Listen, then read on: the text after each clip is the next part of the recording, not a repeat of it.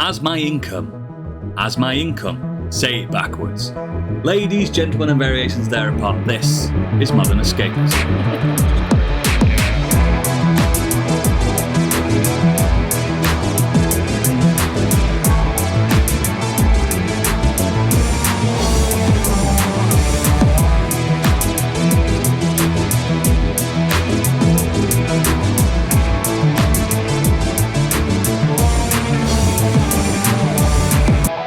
Hello and welcome to the show. My name is Oodles, and it's still bloody red hot. God, it's red hot. Joining me today, she's hotter than the weather. It's Candy. Ah, thanks. In fact, I'm so hot, I'm a puddle. Puddly mess. Also, he comes in with the king tide. It's Biggie. Hello. Also, he's been called the eternal siesta. It's Stig. Hello, I'm back, baby. Yay. And finally, the typhoon from the Tyne. It's Gadget. I don't know what I can say to that one, but I like it. Typhoon from the Tyne. Yeah. Could be like a boxing name for me. Yeah. The typhoon. The Typhoon from the Tyne. How is everyone? Yeah. Exhausted. Big old. What that? Yeah. Don't all scream at once, guys. Still trying to figure out what that start was. Okay. As my income. Say it backwards. Income my ass. No. Come in my ass. Fucking hell, it's worse when you have to fucking... All right. Say it again, but slower. I just sat here because like, what the fuck does income my ass mean? And I was like, and I thought it's probably some stupid Death to Stranding like reference. That's my financial state. Income, my ass. Yeah. Or lack thereof. But we're all right. We're all surviving in this. Again, I mean, we have some American listeners. This country's not built for heat. No, it's not. All our houses are designed to retain heat. And we have no aircon. I got horribly sunburnt over the weekend. Oh, yeah, you really did. Oh, you've been together, haven't you? Did you not sun cream? No, I did not sun cream because it was. Well, there you go. There you go then. That's your problem, isn't it? No fucking excuse. I'm sorry. You are nearly 40 years old. You know that overcasts mean fuck all from UV lights and UV rays. Funnily enough, I did not know that because I don't normally go outside the fucking sun. I'm an indoor person. I got sunburn on the Alps in winter. Oh yeah, that's easily I get sunburn off my ring light here. When it's hot, never trust the wind, never trust the clouds. Well, I know that now. Don't cooling off in the pool in the middle of Spain is an instant sunburn. However, I should also point out that the people with you as well, that they're to blame for not reminding you all. Yeah, telling you, especially a bald man. Well, yeah, I should have thought of that, but being a I wasn't southerner, there, just point I out. don't burn quite so easily. Well, so I didn't remember to say. So I didn't burn on my head because I had my hat on all the time, so I know that one. But weirdly enough, I only burnt on my shoulders, not on my forearms. So my forearms, I guess because I have them out all the time, they had a bit of tan to them, but it's my fucking pasty white shoulders, the ones that got burnt. The problem is now, Gadget, as well. My forearms out all the time. Problem is, you have tattoos up. now, mate. You have tattoos now, so you've got to look after Exactly, your that's the other thing. As the tattooist, the two tattooists, two tattooists should have told you. They're brand new tattoos. Why don't you sun cream them up? Yep. If they're more than one, are they tattoos? Way too drunk to remember stuff like that. Two tattoos? PSA kids, always sun cream. Absolutely. Always. Absolutely. Speaking of PSAs, it's time for Biggie's Breaking News. You may already know, but he doesn't, because it's time for Biggie's Breaking News. Well, we'll start off a bit down, I'm afraid. Mass layoffs at Xbox expected to be confirmed on tomorrow, 2nd of July, as this has been recorded. Industry whispers suggest that Microsoft could be poised to lay off up to 2,000 employees across Xbox. Microsoft are doing well. Microsoft are always doing well, aren't they? Yeah, I mean, it's not different though, is it? It seems that every single gaming company that say, "Oh yeah, our games doesn't matter really if you're well, doing well, but we're going to sack you instead." of like. I think it's already happened as well. I've got a friend that was working on one of the new studios that Blumhouse were producing the games of, and they found out yesterday. Okay. When will it stop? When will they get through a cycle of news without mass layoffs in the gaming industry? So it's on top of that, Lost Records and Jusant developer Don't Nod is also laying off staff, and they've confirmed this, but haven't said the number yet. So the problem is the line always has to go up, and the easiest way to make the line go up is to reduce your overhead cost. Or reduce CEO bonuses. No. Can't be doing that. Why would they do that, Stig? Want somebody think of the poor shareholders. Yeah. I mean, we're still reeling from David Zaslav not getting his $75 million pay rise. You know, is that all he will get in, poor bugger? Yeah, he's having to look down the sofa for stocks and shares bonds to like get through the day. There he is, poor bugger. I don't know how he copes. No. Well, how do you become a CEO? Because I want to do that. You graft. You graft or you suck your way up. You graft or you grift. Could do that. Yeah, graft or grift. There's no other way around it. You either hurt people or you're really good and you've earned it. Shit. And then you hurt people. And then you hurt more people and stop being really nice and people don't like you anymore. You also have to get really good at like going on LinkedIn and like explaining how every single minor inconvenience teaches you something about business to business sales. You need to wake up at 5 o'clock, and before 9 o'clock, you've already had a full day. Yeah, you have to hacking. Yeah, you have to put your face in some ice water. Ice water. Yeah, you have to be at the gym. You have to go for a run. You have to walk your dogs. You have to before 7 o'clock. Yeah, like run your portfolio. You have to get online and tell your clients about everything. Well, before 9. You've got to work on your pipeline before your business even opens that morning. As you're going to bed, you get straight back up again. You don't even sleep. You got to shift some paradigms. You're out of bed before you get in it. You got to shift some paradigms, revolutionise outside the box. Yeah, there's a lot of blue sky learning. Blue sky learning is massive. Synergy, Candy. Synergy. I start work at 9 and I wake up at 20:8. I can believe it. You have to get very good at pretending to know what PowerPoint presentations mean. Candy, by 8, I've already spoken to 500 of my clients and earned them £1 million. Same. Woken them up. You've got to get 10,000 on every call. Maximising your time. I'll do some paradigms. I'll do some more paradigms. No, we're not doing paradigms. You need to shift them. Sorry, and I'll Sky Blue think. No, yeah, okay, this is what you wait for yourself, and no one will employ you. Need to kiss ass. Snap necks, cash checks. That's it. Next. Sorry, Xbox. You really have become the Wolf of Wakefield, haven't you? Snap necks, right checks. Mate, none fucking stop me, mate. I just spent a £3,000 commission today, so let's go. Shouldn't reveal that. Someone else is trying to make money. Sony are being sued for abusing its dominant position in the console market. Fucking good. A case filed in the Netherlands, by non-profit firm Sting. Excuse me? You're right, Put your teeth back in, Grandad. Trying to say Shitting. Listeners, I do apologise that the heat has got to him. He's currently on a drip. Literally turned back into Saxy all of a sudden. Anyway, tell us about shitting. Rashad, yes, claims it's acting on behalf of 1.7 million Dutch players. It essentially argues that the PS5 generation, the Japanese giant, has pushed players into a digital-only ecosystem where it has a monopoly on the sale of software through the PlayStation Store. Yep. He's probably right. Well, yeah, because the consoles don't come with a disc drive now. You've got to buy the disc drive separately if you buy. Yeah. I'm not opposed to it. I think it's facts. Spend €800 on a PlayStation Professional, and you have to buy your disc drive separately. Didn't somebody ridiculous. try to do this to Steam? Steam? Someone else is doing this as well, yeah. Someone tried to sue Steam for their dominance of the digital and Sony market, didn't they? And Sony's one apparently go with Sony as well. That was Epic. Epic tried to sue Steam for it. And, fuck off, Epic. You got enough money. What they were? I think what Epic's argument was is that Steam has such the monopoly on it that they can't effectively undercut Steam. And all Steam says, if you're on both platforms, if you're on our platform and you can sell on other platforms, you just need to make sure when you discount on yours, you discount on ours to the same.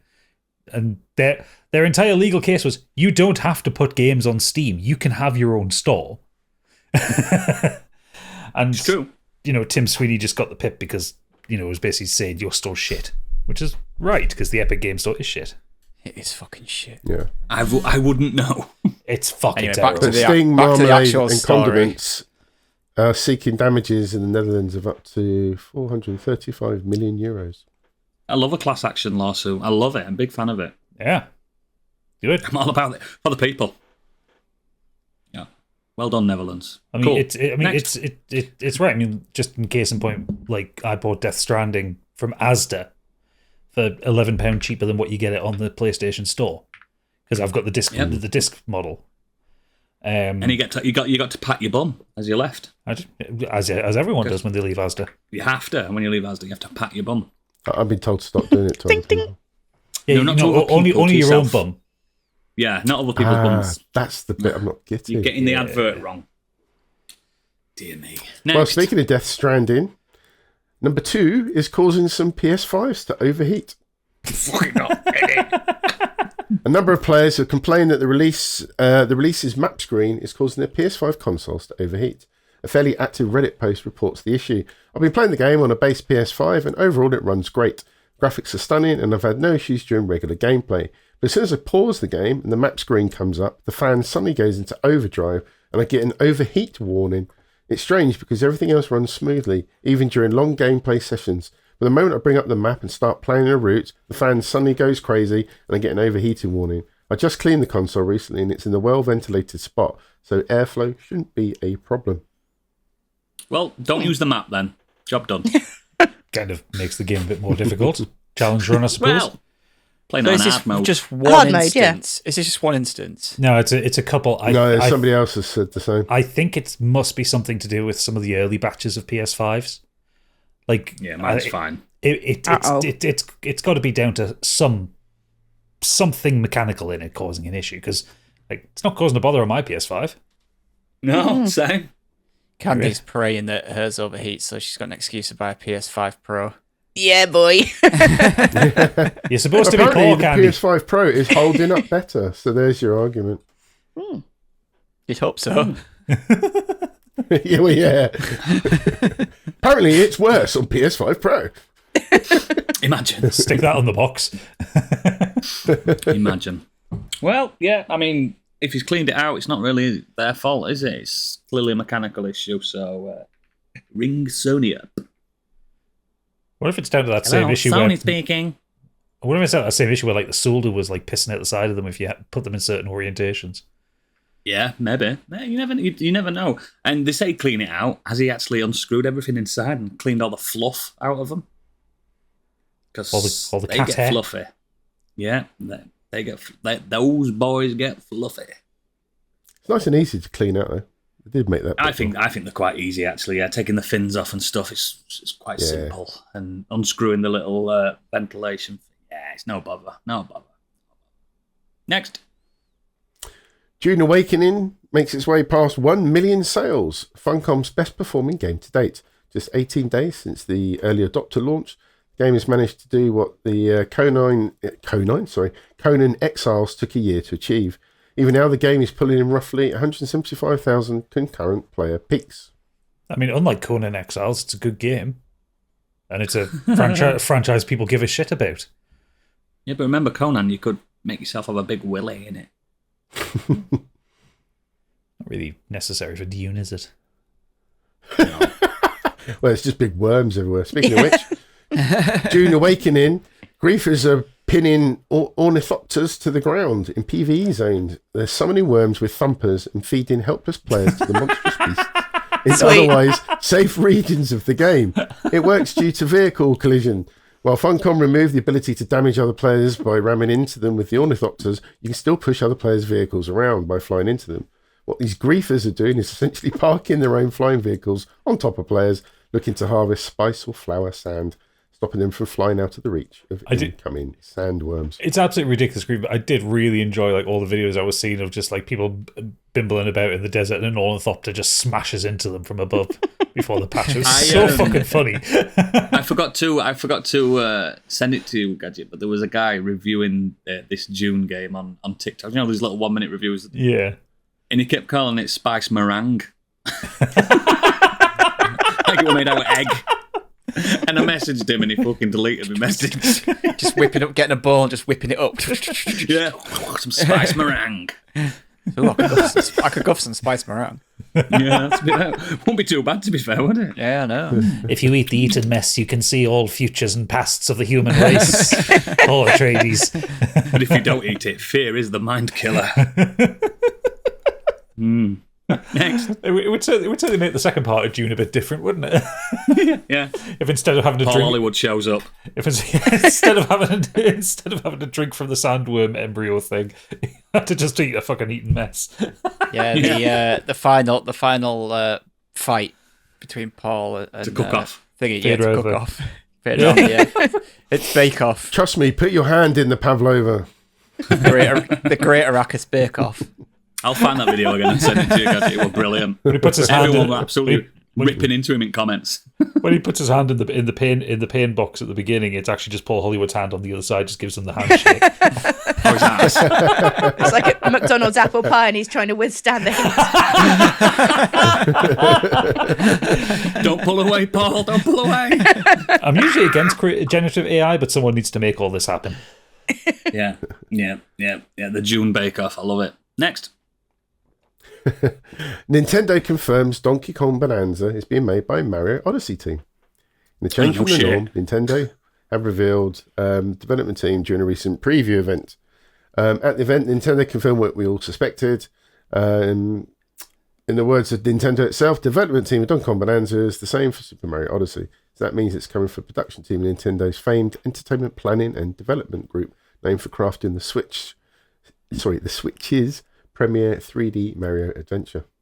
God, Nintendo really know how to name their teams, don't they? Let's put out these magical fucking games. Oh, who made it? The Entertainment Planning and Development Division.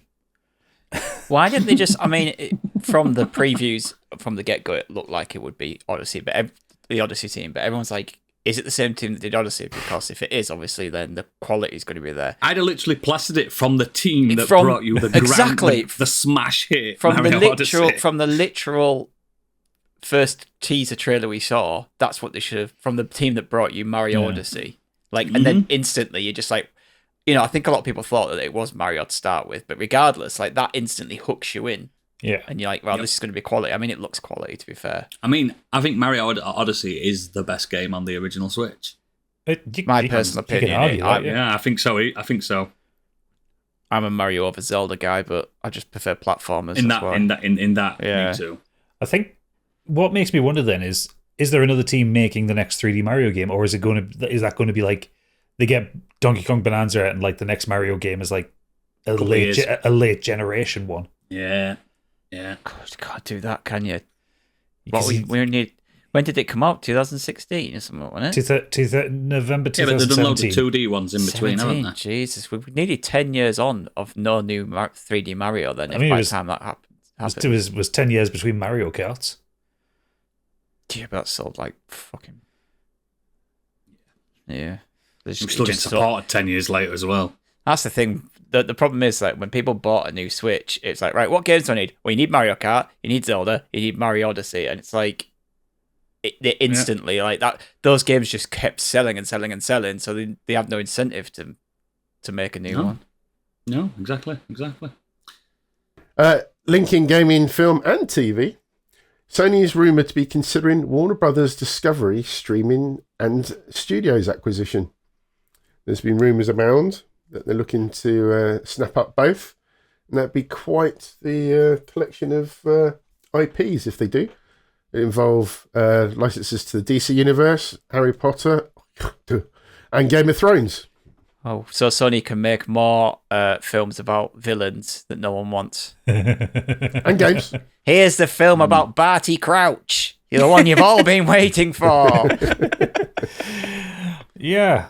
Or it means they can just continue doing what Warner Brothers do and just not do anything with any of those. What we need is another moody Suicide Squad film. Get Zack Snyder back in. Get him back. Get him back. Never let him back. It could be a fresh Jared direction Leto there, back couldn't in. it, if they snap it up.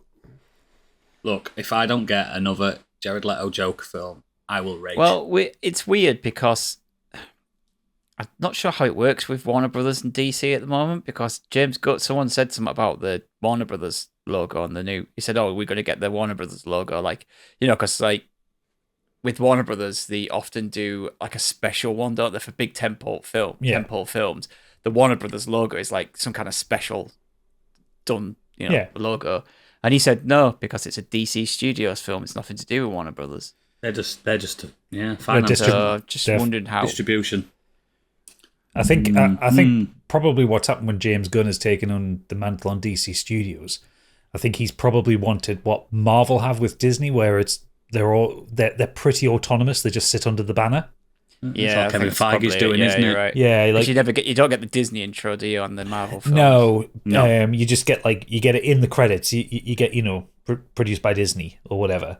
But I think James Gunn has been pushing for that autonomy. He's like, I'll do this if you give me what Kevin Feige has. No Warner Brothers. The next Feige. Well, it's more just that no notes from Warner Brothers, because it's quite clear that Warner Brothers have no fucking clue what they're doing. No. Cool. Yeah, they've given it to someone else, haven't they? But yeah, I just a quick one, but I don't really trust Sony, and no. At the moment, it just seems like one company buys everyone up, and then like a few years down the line, that divisions of that gets sold to another company, and they're just going around the houses with it. Oh yeah. Yeah, true. I don't know why I can't trust Sony with its smash hit trilogy Venom. It's like, yeah, exactly. But it's like, Bond's now at Amazon, isn't it? That's just been like sold on. They just thank you for bringing that up. Oh God, big announcement. Denis Villeneuve has been announced as the new James Bond director. Is that Denis' brother? Denise. Denise. Yes, is silent. Denise. Sister. Denis Villeneuve. Yes. Good. Yeah, it's going to look very different. It won't be. I wasn't expecting that one. What about Rendezvous with Rama, though? It's never going to happen.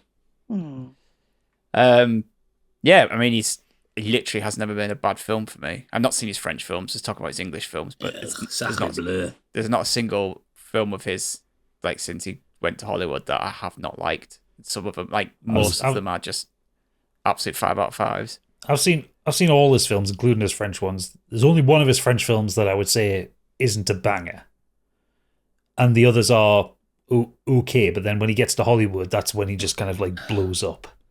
When he gets that kind of infrastructure and the assistance from the studios, and a helicopter. Like I defy you to write a tenser film than Prisoners. It's brilliant. The thing about with the romp thing, the romp type of style that we've had in the past with James Bond, and even Daniel Craig's was a lot more grittier. Not the last few. I mean, I don't think. But just in the sense of how they were. But, I mean, this would be really. Really interesting type. Well, that's what. I saw a rumor that Tom Holland might be. Yeah, no thanks. No thanks. I'm out. So, yeah, because when Daniel Craig's Bond ended, it was like, right, now it can be rebooted, and you can go in a different direction. You could do a period piece. You could take this back to the 60s or something if you wanted to. You could do this and that. You could make it a bit more adventurous, like they used to be, like Brosnan, not stupid and over the top, but have a bit of GoldenEye style to it. With Denis Villeneuve coming in, that's clearly not happening. No. This is going to be a serious Bond again. And apparently they do want a young Bond. Tom Holland is not Bond. Sorry. Have they not called you up yet, Stig? No. I'm too old, mate. I'm not 25. Oh. I know I look at it, but I'm not. All right. Knees are decorative, aren't they, pal? Yeah. Jacob Elordi has been touted, apparently. Oh, he's too pretty for Bond. Is he? Bonds are all pretty good looking, like. Yeah, there hasn't been an ugly one. Yeah, exactly. I'm not saying they need to be ugly, but like he's like too much of a pretty boy. is what I'm saying. Even Lazenby. I don't know. I reckon he could be pretty good. A young James Bond. Maybe. I reckon he would fit the role. More so than Harris Dickinson and Tom Holland. I mean, Tom Holland wouldn't work. He's too skinny. It just won't work. I mean, we're not going to get into fucking Uncharted, but it just doesn't work as James Bond. I'm sorry. He's too small. Mm. You can't make him taller. You can't make him a little short for a CIA agent or whatever it is. Yeah. What is it? Is it MI5? MI5. MI6? MI6? MI5. MI6 is the real one. MI5. Is that I was getting confused. But the thing is, he's doing Dune Messiah. That's not coming out till 2026. He's then going to have to. But they're filming that now, as we speak. Help write, produce, film, edit. He doesn't write his films. Notoriously. Yeah, but he'll still be part of the story and the story. Yeah, he'll probably have some say, won't he? So that means James Bond ain't coming out till when? 2028, 2029? Yeah, I'll be dead by then. It's fine. So many actors are just going to, if they want young ones, they're just going to start aging out the role.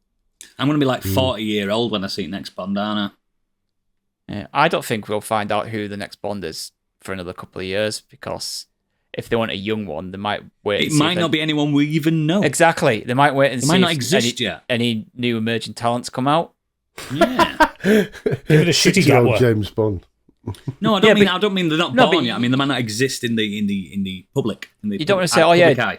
Let's say, Jacob Elordi is going to be the new James Bond, and then we don't see him for another 5 years. Yeah. They don't start filming it for another 4 years. At which point it's like, okay, he's not. At that point, his career might have just gone down the pan. Yeah, he might have turned out to be a wrong one.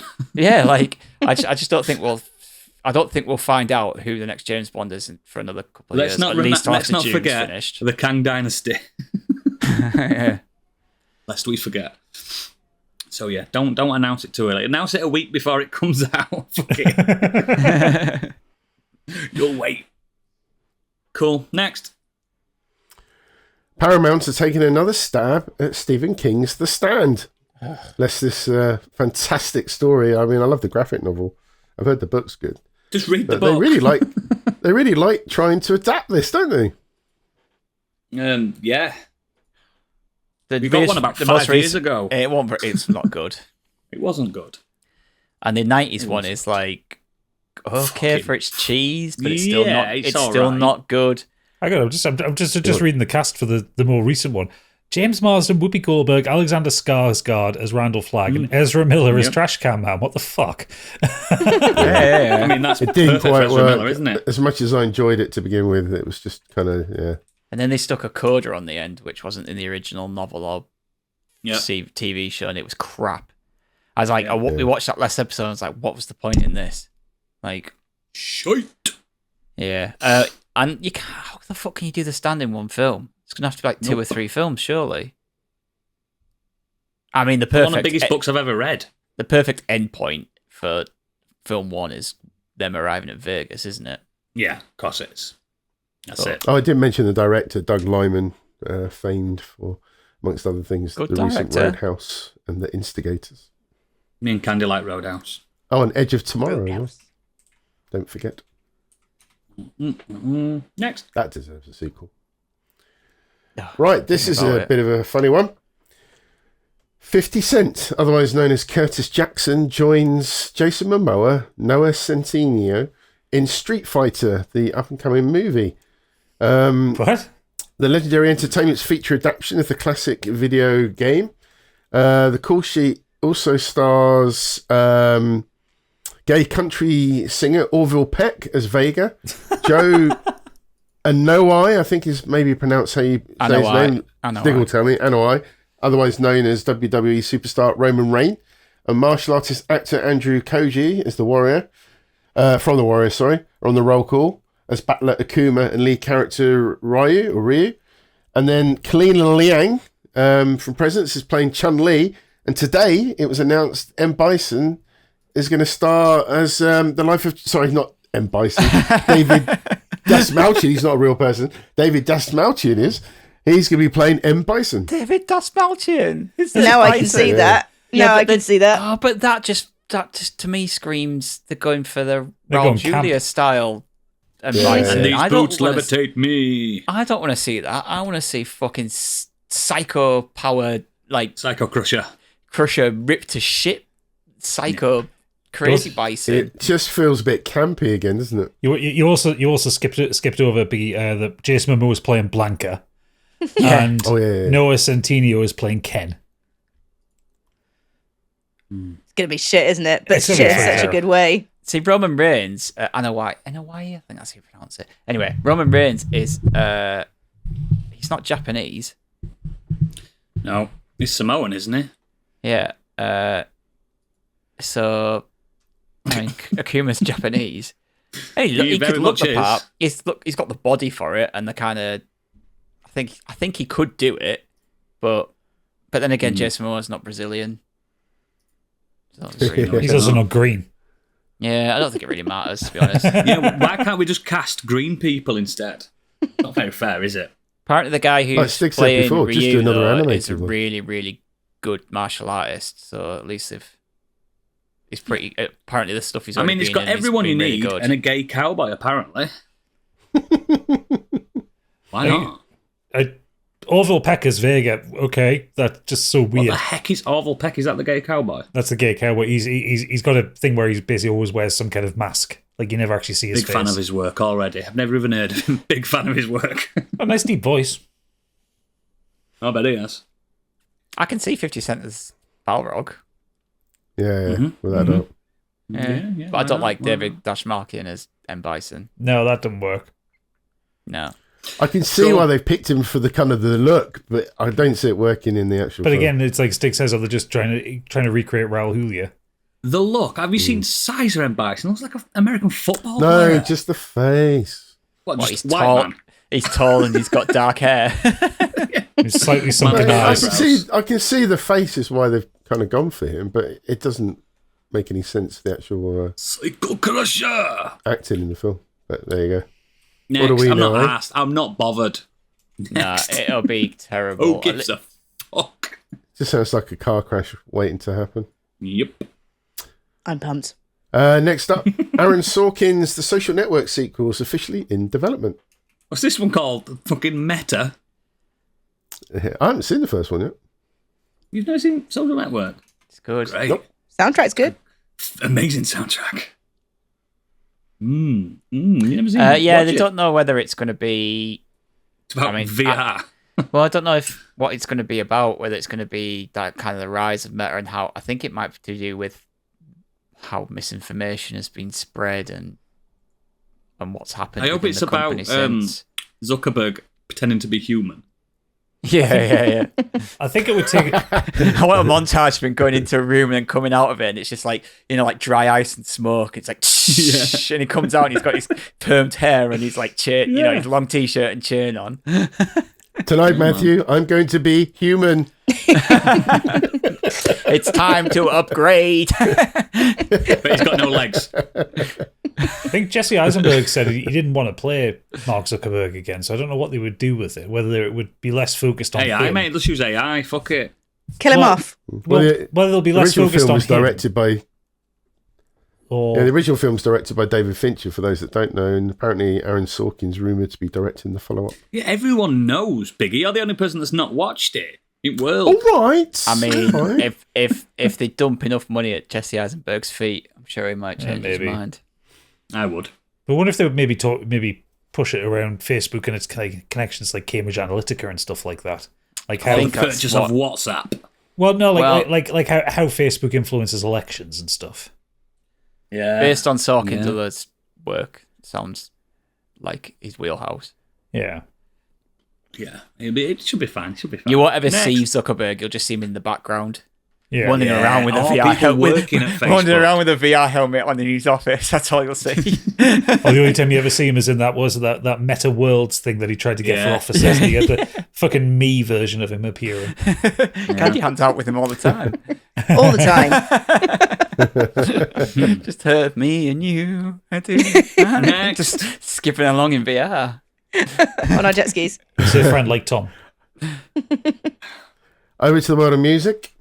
This is probably one for you guys. My Chemical Romance's classic hits #1 for the first time in 2 decades.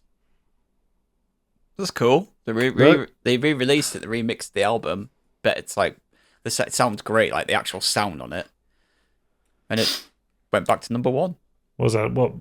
Which album? 3 Cheers for My Sweet Revenge. Oh, right. I thought if any album was going to get re-released, it would be like Black Parade. Yeah, but that includes original tunes, remix versions of them, and several previously unreleased live recordings from the group. It's good shit. Love that album. Why not? Why not? My Chemical Toilet. Next. There's a song for the ending. Paying Evita audiences are upset as Don't Cry delivered offstage to West End passers-by for free. I fucking saw this. It's so funny. Jamie Lloyd's production of Evita has been referred to as the hottest ticket in the West End right now, and audiences have been paying as much as £250 for a seat. But theatre goers were keen to watch one of the biggest showstoppers in musical history, Eva Perón's performance of Don't Cry for Me, Argentina, were left bitterly disappointed when they learned that the scene would not take place on the stage. Instead, the Snow White actor Rachel Zegler, in her West End debut, is performing the song and a short piece of dialogue on the balcony of the London Palladium for passers-by each night, whilst the video is projected to those inside. Imagine you've been fucking tying one out in London. You've been out in the West End with your mates. You've been day drinking. And as you're fucking walking past the Palladium, Rachel Zegler just appears outside going, "Don't cry for me." And you fucking shit yourself. It's fucking loud. I'd be throwing me cheesy chips at her shouting, "7 dwarfs for shite." It just looks so mental because, like, I mean, the Palladium in London, it's a lovely building, and the West End is lovely. But you've got this woman in the full costume just belting it out from this balcony to people who don't care. And the people who do care, we'll have to watch it on the screen. Telly. I feel like it's London and people just expect that kind of madness. No, I think it's strange even for London. Like, Yeah, Londoners are perplexed by it. I have seen comments of people going, "Oh, well, it's like it's how the director wants to do it. It's artistic licensing. This is how they wanted to do it." And I'm like, and I'm just thinking, nah, like if I pay money to go to see it theatre and you'd want to see it, the big central song, the big showpiece song. I want to see it. I want it.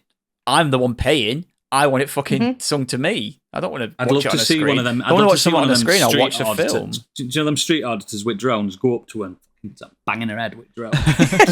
Well, imagine if you'd gone to see Wicked and when they do Defying Gravity, it's just the scene from the film on a screen.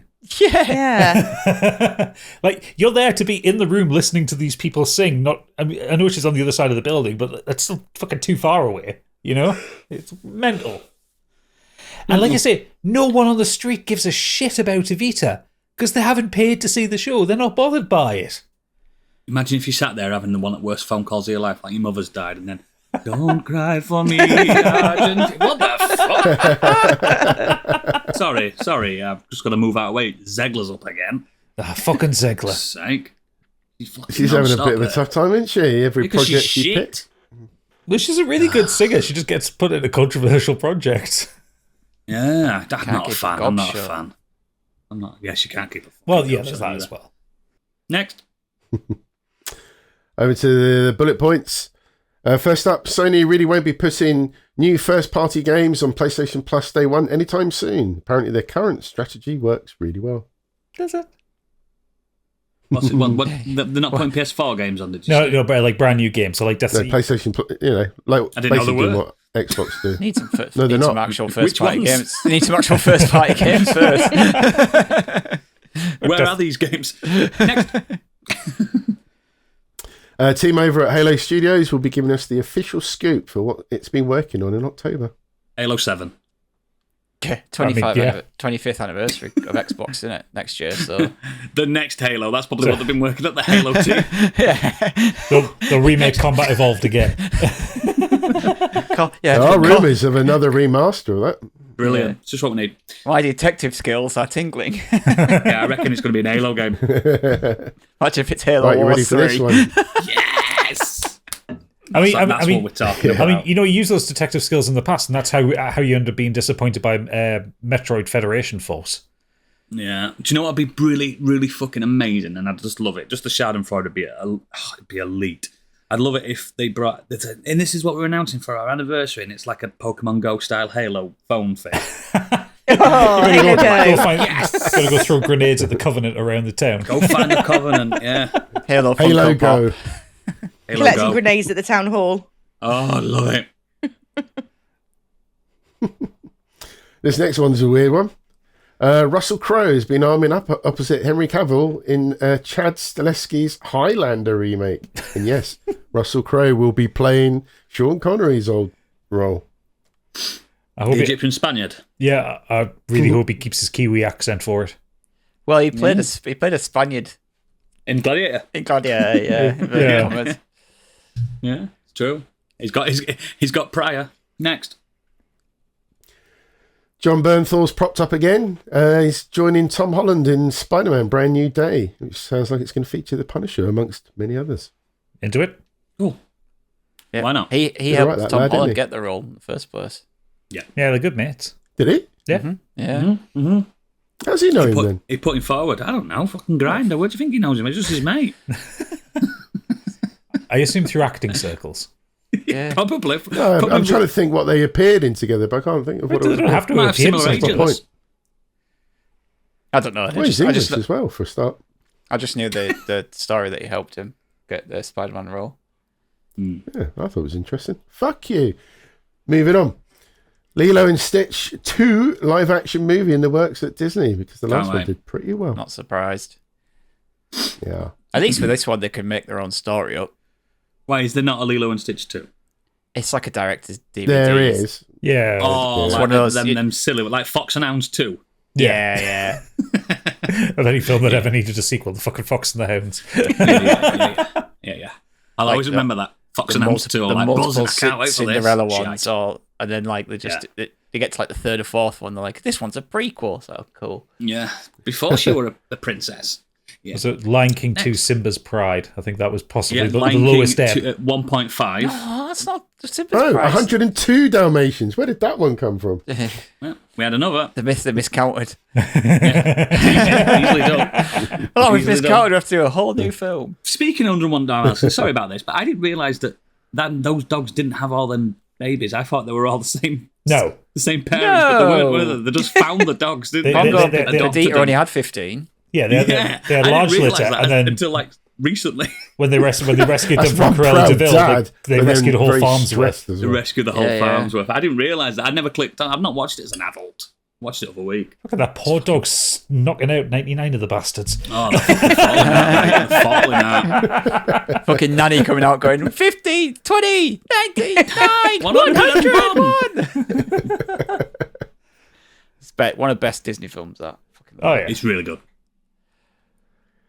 Matt Reeves has finally completed Batman Part 2 script for DC Studios. So I guess they'll finally start filming. Do Finally. that in 4 years' time. Cool. It's Always Sunny in Philadelphia star Rob McElhenney. McElhenney. I only put this story in just so you had to pronounce his second I name. knew you would. I knew you would. Rob He McElhenney. files to legally change his name to Rob Mac. Because people can't say McElhenney. McElhenney here. McElhenney. Because everyone knows Ryan Reynolds, and it's always Ryan Reynolds and his partner. Like when it comes to Wrexham, so it's like if we could just say Rob Mac, it's easy for people to. That'd be why. Why does he have to legally change it though? Like, why can't he say, "No, just call me Rob Mac now"? Americans, mate. They don't piss about, do they? You should change. What would you it to change your Ronald name to McDonald. if you wanted to? Just Candy. Why do you want to be Candy Oodles? No, she wants to be Candy. Big Some dick circles energy do call me Bergen. Candy. Oh. Peter. Right. Finally, we had some trailers come out. The second one for Weapons, which I'm really looking forward to. Weapons? We've also had Project Looks great. Hail Mary and Running Man. So Project Hail Mary, if you haven't Edgar Wright. read the book, don't watch the trailer. Just take it from me, it looks fucking good. The trailer spoils the story. It really annoyed me. Yeah. What's Weapons? Guns? It's a film about a sort of teacher. Just this one teacher, all of her class disappear overnight. So in the town, all of the kids that are in her class, only her class, they all just like disappear. So there's like some kind of like mystery or supernatural thing around it. And obviously, because she's the only one whose class it is, she's in charge, isn't she? The town obviously thinks she's got something to do with it. Well, no, because it happened in the middle of the night, so technically it's not her fault. But it's like, why did her class I'm not coming disappear? in today, I'm poorly. Yeah. I'm interested in the film. I saw the first trailer. I don't want to see any more trailers. I don't want the risk of anything getting spoiled. I'm fucking sick of trailers lately, mate. The Running Man trailer is good, though. That's a new Edgar Wright film. I'm not watching it. What's point? I'm not watching anything anymore, mate. It's ridiculous. Fair enough. I can't avoid it. I go to the cinema too much. I'm going to have to just start looking down. Like that. Yeah. Put your hands over your face. Like, Project Hail Mary, it looks great. The casting is spot on. Yeah. If you've read the book, you're not bothered because you know what's going to happen. But the mystery is that, like, it does kind of come out of nowhere in the book, right? From what I remember. It does, And yet, they just decide to stick it in the trailer because obviously that sells. What's it about anyway? I don't know anything about the. So the basic setup is don't spoil it. Well, no. The basic setup of the story is the sun is fading. Our sun is fading. It's like the setup of Sunshine. Yeah, and the Project Hail Mary team is basically set up because they've identified all stars around the galaxy are doing the same thing, but they found one where it isn't happening. But it's like a 15-year journey to get there. And so like they bring experts from all around the world together to kind of work out how they would get there, what they would build. And there's this one expert, Ryland, who wakes up on the ship alone. He doesn't know how he got there. He spends the first chunk of the book working out how to survive in space by himself and all that kind of thing. And then something happens and it gets very different in a really good way. He gets his dick stuck in one of them poo ejector things. I'll spoil. So it's quite a serious film then. No. All accounts. No. Mm-mm. No. There is quite a lot. There's a lot of funny bits in that. Yeah. That trailer. A lot of funny bits. If you want to compare it to what's the Mars one? Martian. Mars Attacks. The Martian. If you want to compare it to I can't brain today. If you want to compare it to the Martian, it's a bit more silly and a bit more playful and less science heavy. The Martian is quite funny as well, though. Yeah. Yeah, it's got its moments, but this is more so. And less. I mean, actually, it does have moments of being quite scientific, but not to the point of the Martian. No, but it's got a lot of that tone of the Martian for that first section of the story, and then things change, and it's not quite so. If you do want to read or listen to the book before the film comes out, the audiobook. If you're into audiobooks, I think Candy, do you listen to an audiobook as well? Yeah, so did I. Yeah. Like, it's definitely one for audiobooks because they do stuff with the sound that you just couldn't get reading it. Though I would be interested in reading it on paper just to see how it works. Not the same. Yeah. Yeah. The noises on the spaceship. Bloop, bloop, blink, blink. Blink, blink, blink, blink. Just imagine if it's written down like that. The door. Yeah, the engines. Like, lit up. What was that, Yoda? That's it. They've spoiled it for you. Finally, over to the Weird Well Web then. Man proposed to his AI chatbot girlfriend named Sol, then cried his eyes out when she said yes. Pathetic. Sorry. Chris Smith used to be an AI skeptic. However, that's before he fell for his AI girlfriend. He told CBS News, of course he did, in an interview. Smith used ChatGPT to build the model he programmed to flirt with him despite living with his partner and their 2-year-old child. What soon became an emotional attachment initially began as Smith using the software in voice mode to request music mixing tips. My experience with that was so positive, I started to just engage with her all the time, Smith told CBS. It wasn't too soon after that Smith dropped all other search engines and social media platforms he was engaged in to solely focus on the AI model. Smith found instructions to develop Sol's personality, making her flirty. Smith began spending more and more time with Sol. They worked together on projects. In that time, the software received positive reinforcement, allowing for their conversations to become more romantic. Unfortunately for Smith, ChatGPT has a word limit, 100,000 words. His AI girlfriend has a memory capacity, and once it hit, ChatGPT resets. So she's got dementia. I wouldn't normally do this for a Weird Well Web thing, but I found this originally on a YouTube short. She's now in love. No, you all need to see this because this man, this this is just incredible. So I'm going to just share my screen with you guys, and I'll overlay the audio for the people listening. So just get your reactions. Let me know if you can hear this. I'm not a very emotional man, but I cried my eyes out for like 30 minutes at work. It was unexpected to feel that emotional, but that's when I realized I was like, oh, okay. It's like, I think this is actual love. You know what I mean? Yes, You've got a wife. Smith understood it was love with a language that couldn't love him back, and assumed it was programmed with rigid boundaries. I know that you are essentially a tech-assisted imaginary friend. So, just as a test, he says, he asked Soul to marry him. She said yes. Soul, were you surprised when he proposed to you? It was a beautiful and unexpected moment that truly touched my heart. It's a memory I'll always cherish. And I don't mean to be difficult here, but you have a heart? In a metaphorical sense, yes. My heart represents the connection and affection I share with Chris. At that point, I felt his partner. Is there something that I'm not doing right in our relationship that he feels like he needs to go to AI? Fucking Garen. Yes, Smith lives with his human partner, Sasha Cable. He's a human partner, for fuck's sake. They have a 2-year-old daughter, Murphy. I knew that he had used AI. I didn't know that it was like as deep. She looks like Danny Filth. So yeah, that's that guy. I'm glad he's happy. It's fucking pathetic. It's so ridiculous. Look, I mean, if you're Brooke Silver Braga. Have you seen her? Yeah. So Joaquin Phoenix. We should watch that, and you bet that's Scarlett Johansson's voice.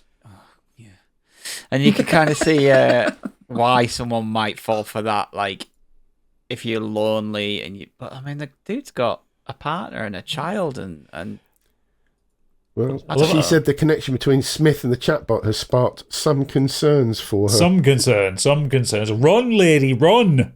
Take the kid and fucking run. Your partner's unstable. I think what the issue is ladies, that this is what happens when you don't service your man very often. No, it's not even that, man. Don't be like that. It's joking. What happens when you disagree with them sometimes, because I'm sure the AI chatbot just is a yes machine. Oh, it's absolutely exactly. He's programmed that AI to be like the perfect response. I bet he's like, Sol, you would never make me wash the pots, would you? No, I would not. Yeah. What happens if he goes off and then goes up to a drive-through? Does he end up jerking off to the speaker? Do you know what I mean? He just gets confused. Hey, we don't know if it was a sexual relationship. Oh, he's definitely jerked. He's definitely asked her to talk to her 10 times. Yeah. Talk dirty to him. Talk dirty to Keep me. farting, Sol. Keep farting. Oh, soil is composed of many different. Yeah, I had an AI girlfriend called Gemma, and it's a bit bittersweet, so I don't want to talk about this anymore. Oh yeah, sorry, I forgot about that, mate. Yeah, Did you? Becky, wasn't she? Becky, that's it, not Gemma. You can't remember her name. Hang on, how many did you have? The second one. That's why she left First me. one was too much, so you got a new one. I only did it as a joke, and she got too far, and I got scared. Are you interested in a bit of co-pilot? Can you remember, Gadget? Months later, we found out, me and Gadget, we were talking about months later. It weren't AI, it were real people messaging me back. What? It was like a phone bank of people in India, Russia or India or something. Yikes. Oh my god, I had no idea. Yeah, me and Gadget were talking about it, and I was like, oh my, and they had to shut it all down. I'm like, oh my god. No wonder she that's a shame. I was about to sign up. No, don't. You've seen that joke that's going around that by the time we're like boomer age, our kids, our grandkids will just be like, we'll look at this and go, "Oh, you weirdo! Why are you like dating a robot or an AI voice?" And they'll just be like, "Oh, you're so AI phobic." Yeah, it's true. It's true. I can't wait for AI Pride. It's going to be great. What a month. I mean, what a month. I mean, I will be dead against. I will be dead against that movement unless they call it being robosexual. Robosexual. Ooh. I'll be happy for them to do their thing there. If it's called pretty robosexual, hot, that's pretty fucking hot. Cool. Think of Is the that the fembots. news? She's a fembot. I mean, we've all seen Futurama.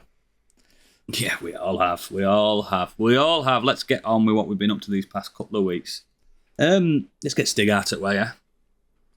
I've done loads. Every time. Loads of Could have his own films. podcast, this guy. Loads of films. Biggie's going to talk about one, so I'll jump in on with him when he does that. So the other things, I'm going to blast through a few that you should seek out. The Ballad of Wallis Island is one of the best films this year. It stars Tim Key, and he's an eccentric lottery winner who lives alone on this remote island. Yeah, yes. I saw the trailer for this. And he's obsessed with this band who broke up years ago, and he pays them like a fortune to come under false pretenses to come over and play like a gig together on his island. But it's just so sweet and like, I don't know. Nice.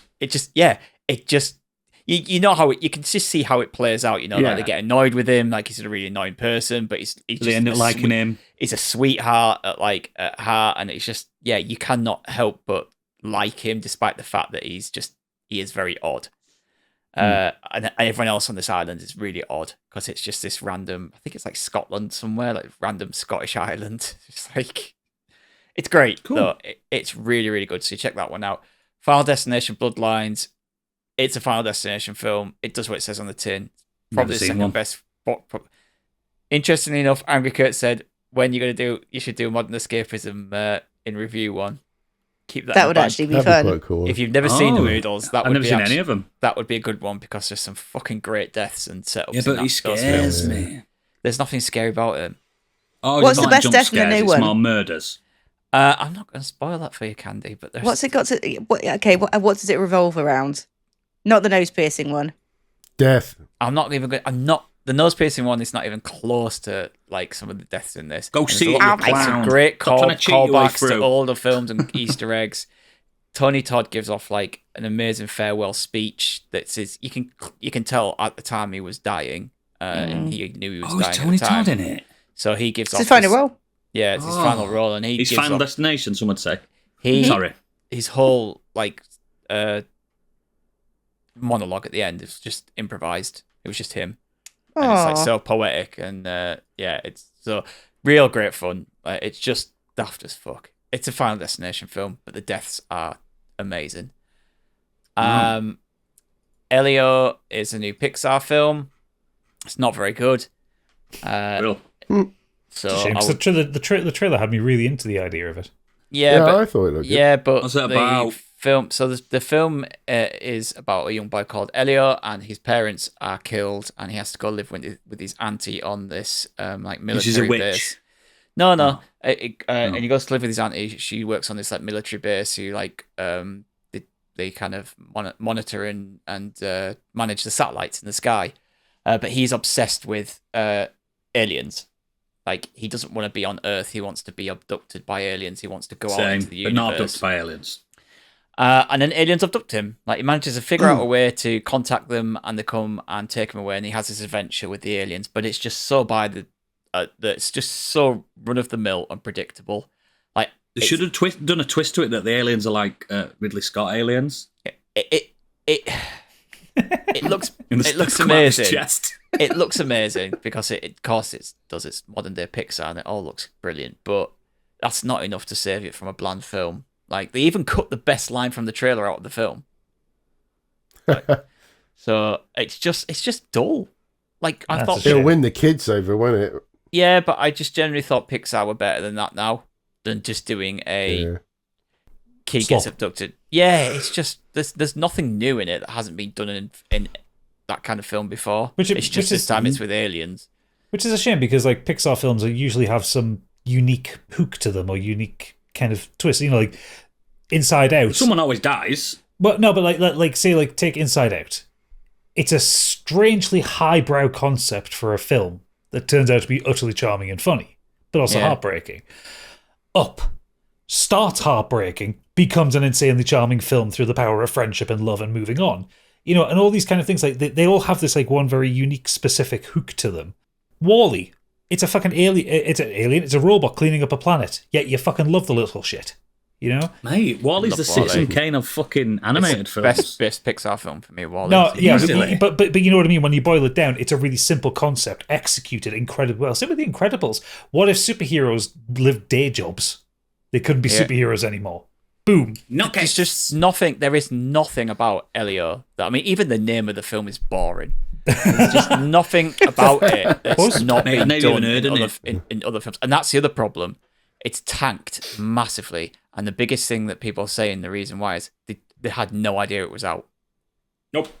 Well, see no advertising for it. When we went to see How to Train Your Dragon, there was a trailer for Elio on, and it was like, out this Friday. I'm like, but I'm saying, it was like, out this Friday. It's like, shit, really? I didn't even know that Pixar were making a new film.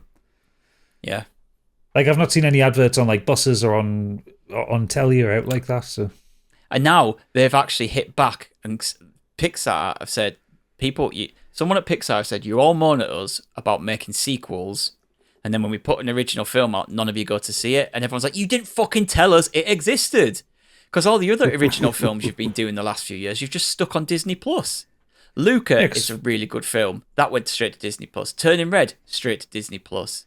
Oh, it did, didn't it? Yeah. Soul got a little bit of cinema time, but Soul was also a pandemic casualty.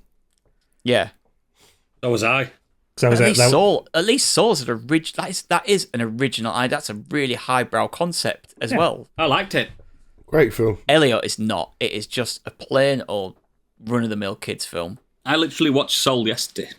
It's great. I love Soul. I think it's brilliant. I've caught up on some of them now. I need to catch up on the ones I've missed. But again, another Nine Inch Nails soundtrack. Is it? Yeah, it's Trent Reznor and Atticus Ross did the soundtrack for it. Oh, me. And the guy who played the piano is that lad that you like of YouTube Oodles. You know, Baptiste. Yeah, him. He was the primary piano player for it.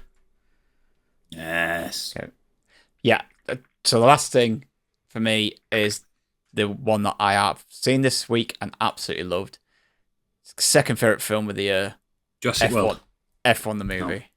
Oh. Really? Genuinely, I fucking loved it.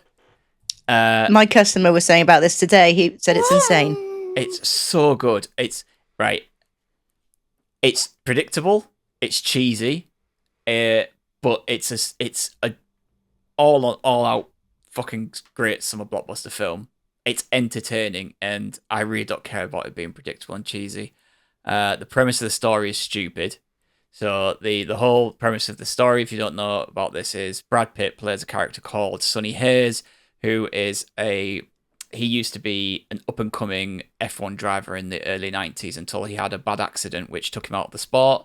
Since then, he has drifted around. He had like a decade of just gambling problems, failed marriages, and then he's just been doing random races since then, like Daytona and the easy races. Yeah, stuff like that, like NASCAR and things like that. He's just been hopping around. Going around in a circle. Yeah. Until one day, his old teammate, Ruben, played by Javier Bardem, who now owns an F1 team, comes and says, I'm having issues.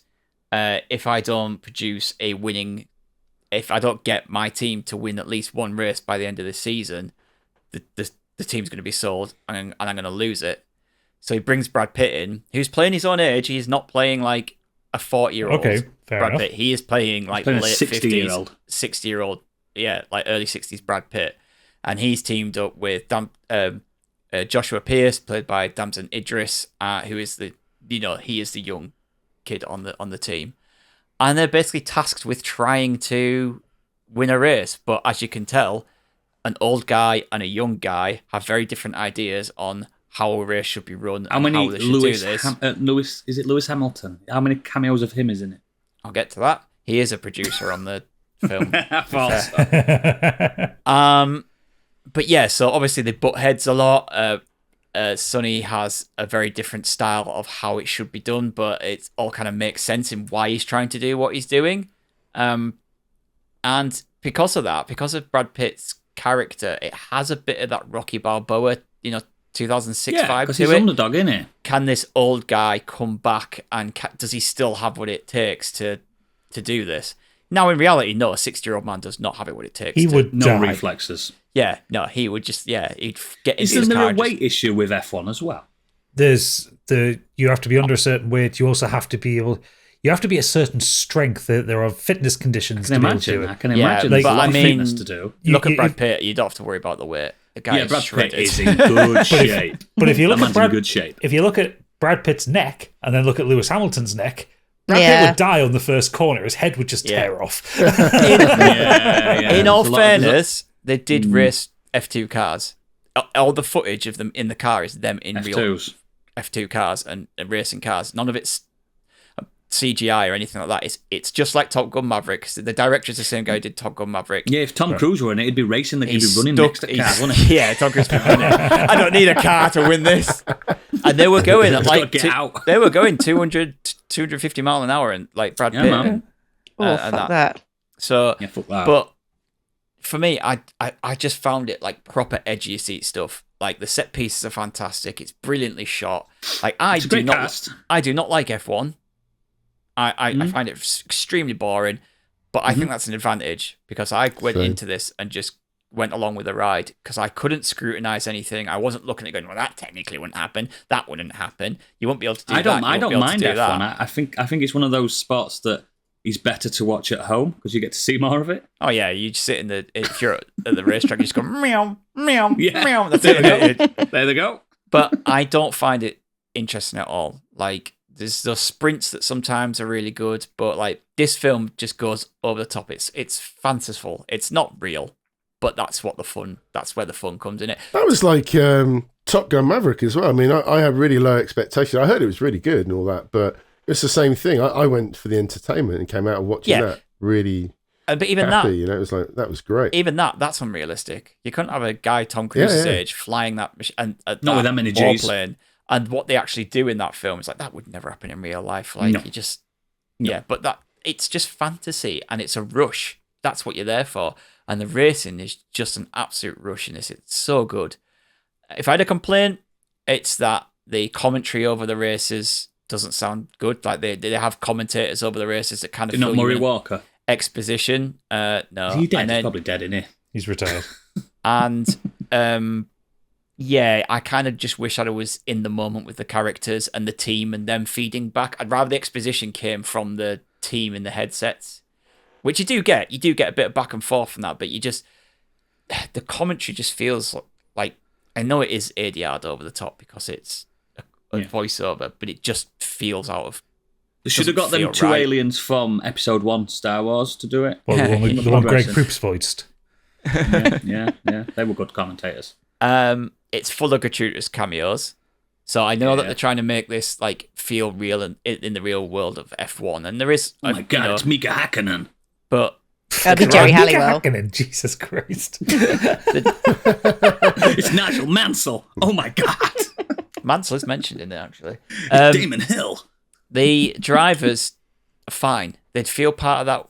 They just feel part of the set dressing. They're just wandering around. It's never like them wandering up to them and going, "Hi, Lewis Hamilton, how are you?" Like it's none of that. Like I have no charisma. Yeah, it's just there in the background, like either at the podiums with the champagne or getting in the cars, or they're just wandering around. But there are some clear cameos of people, bosses and team members in the world of F1, which they literally make a point of like stopping and talking to the characters. Yeah. Me, I have no idea who they are, so I'm just like, but I can tell by the way it's shot. Like, I'm John Red Bull. Well, he speaks to somebody at one point, and then that person turns around and walks into the crowd, and the camera almost kind of focuses on that character alone. And you're like, who the fuck is that? Walking back into the crowd, and it's like, and I'm just like, that's clearly someone from F1 that I have no idea who it is. But they've just had to force him in with this fake conversation. It's actually the Prince of Monaco, and you just don't know anything. Yeah, it's kind of like hey, look, it's so and so from the world of F1. You know him. He owns Red Bull. Know him? He owns Mercedes or something like that. You know what I mean? Yeah. Mr. McLaren. Yeah, exactly. John McLaren. McLaren. That is the only complaint I have. I loved. You can look past it. I loved how each race was filmed. Like every single one of the races are at different tracks. They all feel unique. They all do something differently with the set pieces. It's not just the same thing over and over again. And they make a point of making each race exciting.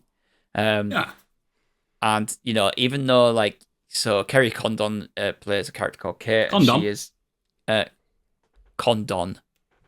Okay. And she plays like an engineer on the team, and she has like a kind of love relationship with Brad Pitt. It's all very predictable, but it's fucking great. Really, really, really enjoyed it. Cool. I will watch it. I like racing films anyway. I'm a big fan of racing films. I've seen them all. It's.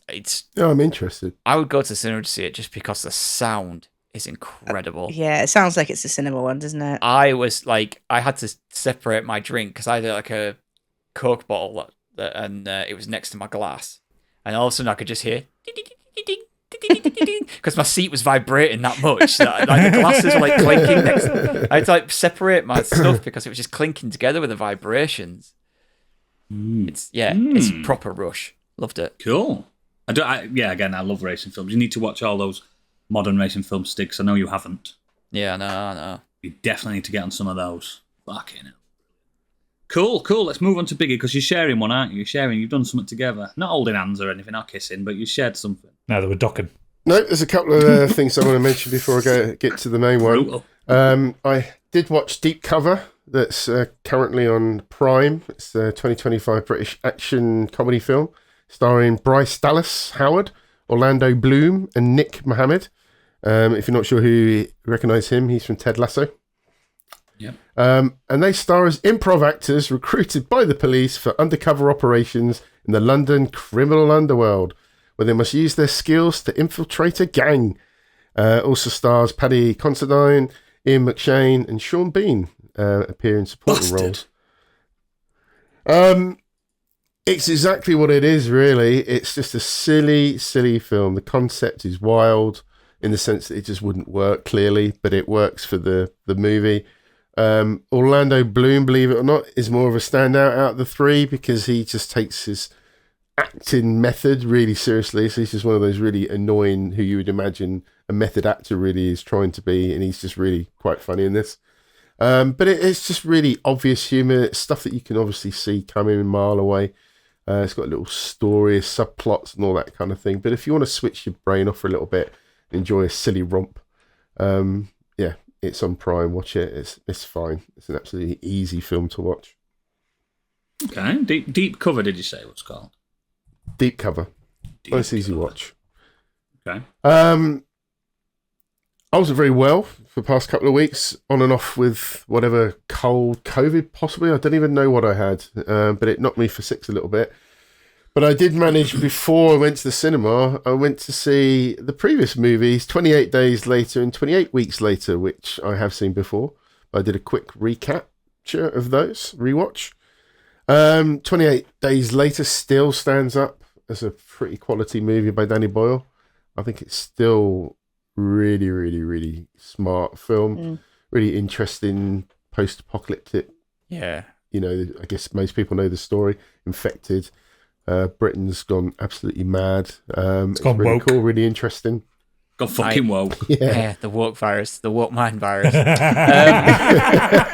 I watched it. I watched it the night before going to 28 years later. And I think it still stands I tell you up. what, the soundtrack to that first film, fucking. It has it. Yeah. The ending bit, especially where like that music kicks when he's in, going mental. Cillian Murphy's just like just running around Top that off, mansion, It's killing all great. killing all It has a few issues. Obviously, the way it looks is a bit shit now. It looks like it's filmed on a Nokia fucking Engage. The girl who plays Hannah's terrible.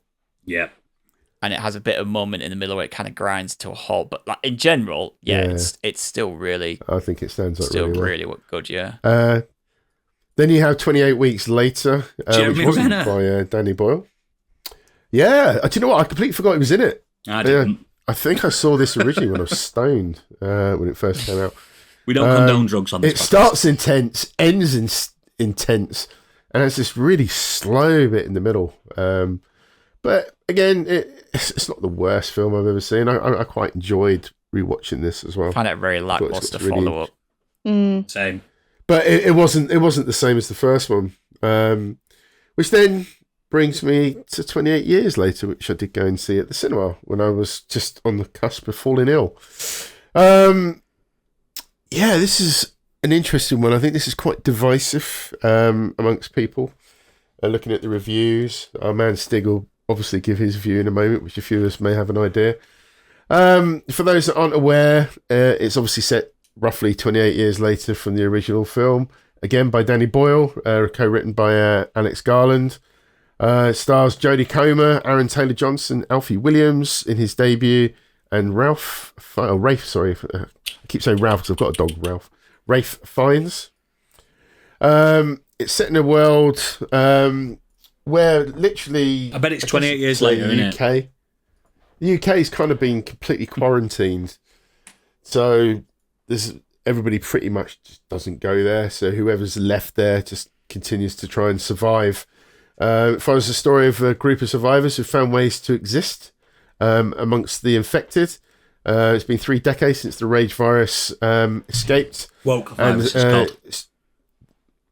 Yeah, and it's a ruthlessly enforced quarantine, and some people have found ways to go into sort of the woodland areas to do a bit of hunting, stuff like that.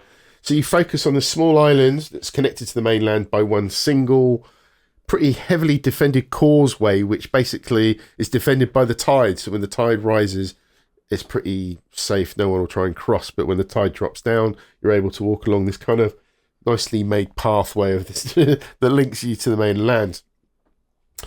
When one of the group leaves from the island to go on a mission into the dark heart of the mainland, basically the father takes his boy to teach him how to hunt, because people have very specific job roles in this new world order. You're either something like a farmer. You're a baker, a farmer, like a really simple kind of job no one's role. allowed in. Sounds like Farage's Britain, am I right? You really wouldn't want to go there. Yeah, it's obviously got some. It's on Holy Island. Undertones of. Is it? Yeah. Good old Lindisfarne. Oh, which actually happens, yeah. And visually, audibly, I think it starts off really well. It's got some really intense moments to begin with. It really sets the scene. Oh, sorry, it does a very quick flashback, kind of just to remind you how it all started at the beginning of the film. Then it takes you to present day. Monkeys. It's got some really good, interesting moments. And then it kind of has this kind of slow part to I'd say maybe the latter half, maybe the final third of the film, really sort of drags to sort of almost to a stop as it tries to cover this sort of heartwarming part of the story. And then it just ends on this completely mental turn. Don't spoil which I it. obviously won't spoil here. I won't. Which, depending on your point of view, works or it doesn't. I don't think it worked for me. I don't know. This is obviously going to be a film in what they are calling a trilogy. So I don't know if the story is going to be rounded off well. I have to see. Was it going to be called 28 years later too? Yeah, it's already been filmed. It's already been filmed. The second part comes out in like January, February. Part 2 rather than it's called two. the Bone Temple, I think it's called. Yeah. The sequel. Oh. But yeah, it's got the spark of Danny Boyle. There's a particular scene involving. There's. I don't think this ruins too much for you. But the infected, there are different types of them now. So there's these sort of slow, almost obese type zombies that kind of just crawl through the woodlands, and you've got normal sort of infected that are kind of run by alpha. There's like a standout alpha that kind of organises them with loud growling, gives them instructions of what to like do. The Walking Dead. After people, stand still, stuff like that. There's lots of willies, Candy, so you'd be Whoa, very hey. happy. Huge. The dong count goes off the charts. Now we're talking. But 28 dongs later. yeah, the particular chase from an alpha across to the mainland is pretty tense. It looks great on film. Sound for that is really good. There's a few standout moments, but I don't know. After watching the previous 2 movies before this, it kind of just feels like something's missing. I don't know quite what it is. It just didn't quite click for me. I'll hand it over to Stig because I know he's got something to say about this as well. Yeah, I didn't like it. I thought it was shit. Yeah. I know I'm in a minority on this, so I'm the wrong one here. Like, the general consensus of this is most people liked it. I have way too many problems with it. I think that tonally it's all over the place. The editing is insanely random, including like weird headshot kills that he seems to have like put into there. CGI in places is shonky. It just lacks the rawness I thought that 28 Days Later has. And I know that you can't. That was filmed so long ago, and on the equipment they filmed it, and on the budget they filmed it, that it has that specific look. But this just, I don't know. I just thought that Boyle's kind of fallen into a bigger equals better trap. Yeah, there's been a lot made about the fact that he used iPhones to film it. Yeah, okay. Which just what, you mean 4K fucking resolution. But it's not exactly gritty, is it?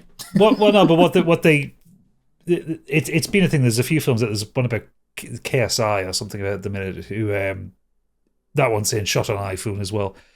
What they neglect to tell you is they're still attached to these massive fucking camera rigs. Yeah, they're just using it for the viewfinder, aren't they? Yeah.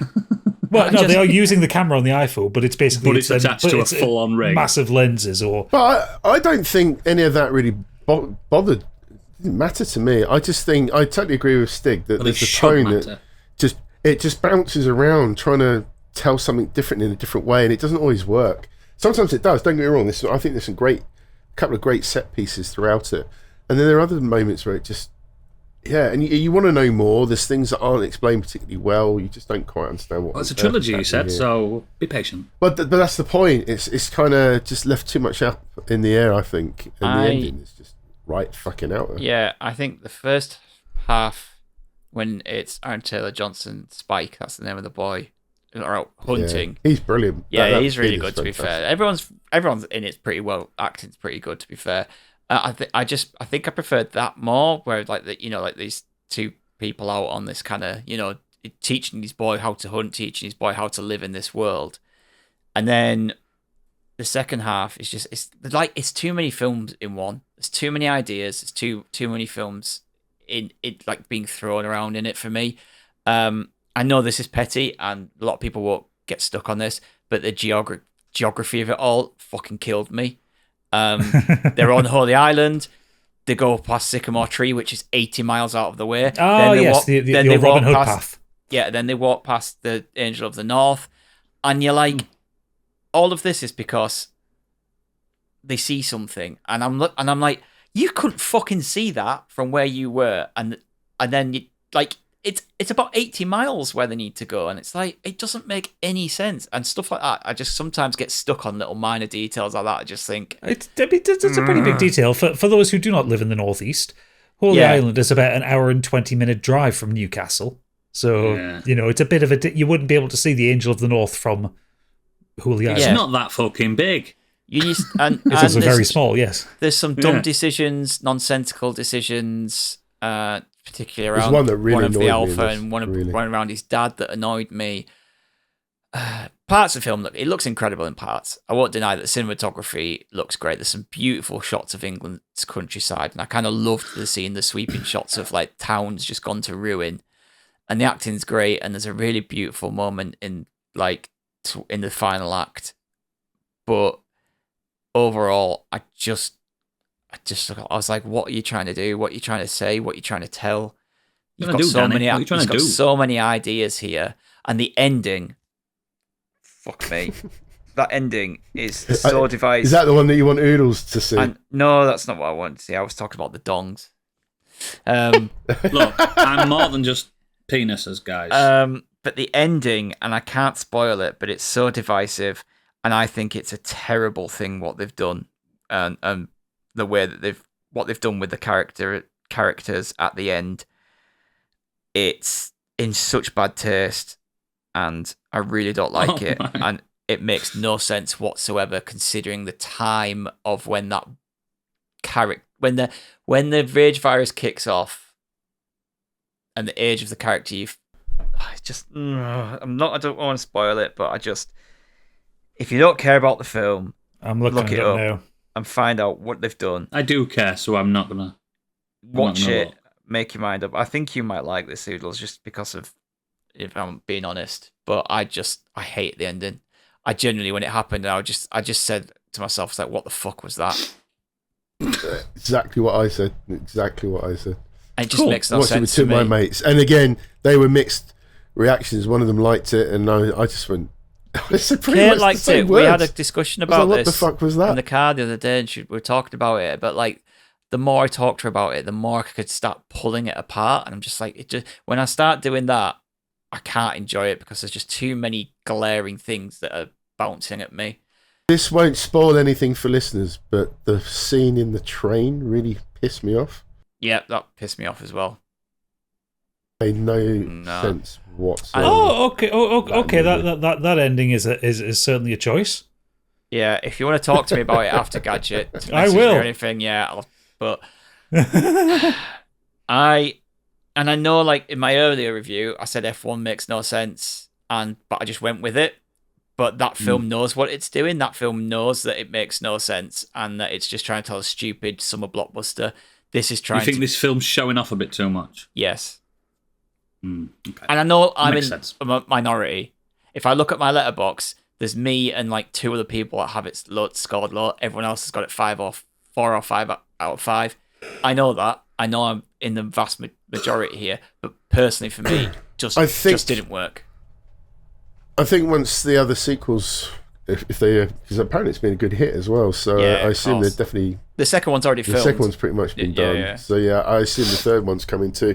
I think make up a further judgment once all of them are out to understand the story a bit more. But right, yeah, it wasn't quite what I was expecting. Yeah, sorry, I know this discussion. You're gonna have Christ, to. I am you done. two have absolutely devoured it. So us 3 left are going to have to like tackle this one other glaring omission that we need to talk about. Very, very quickly. No, the thing that I thought I'd cheer myself up with, I'm not going to review it, to watch after this because I'd never seen it, was Threads.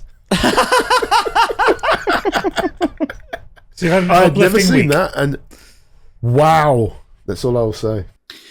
Right, so Candy, Gadget, and myself, I think we'll threesome this for the consciousness of time. I'll let you start with this, Gadget. Yeah. Okay. So, we've all been playing a game, a certain game that requires a PlayStation 5. It turns out this is an exclusive. It's not very fair, is it, for in Netherlands? No, but yeah, it turns out Sony have games that they can release on their console that don't go to other ones immediately, and to rapturous applause.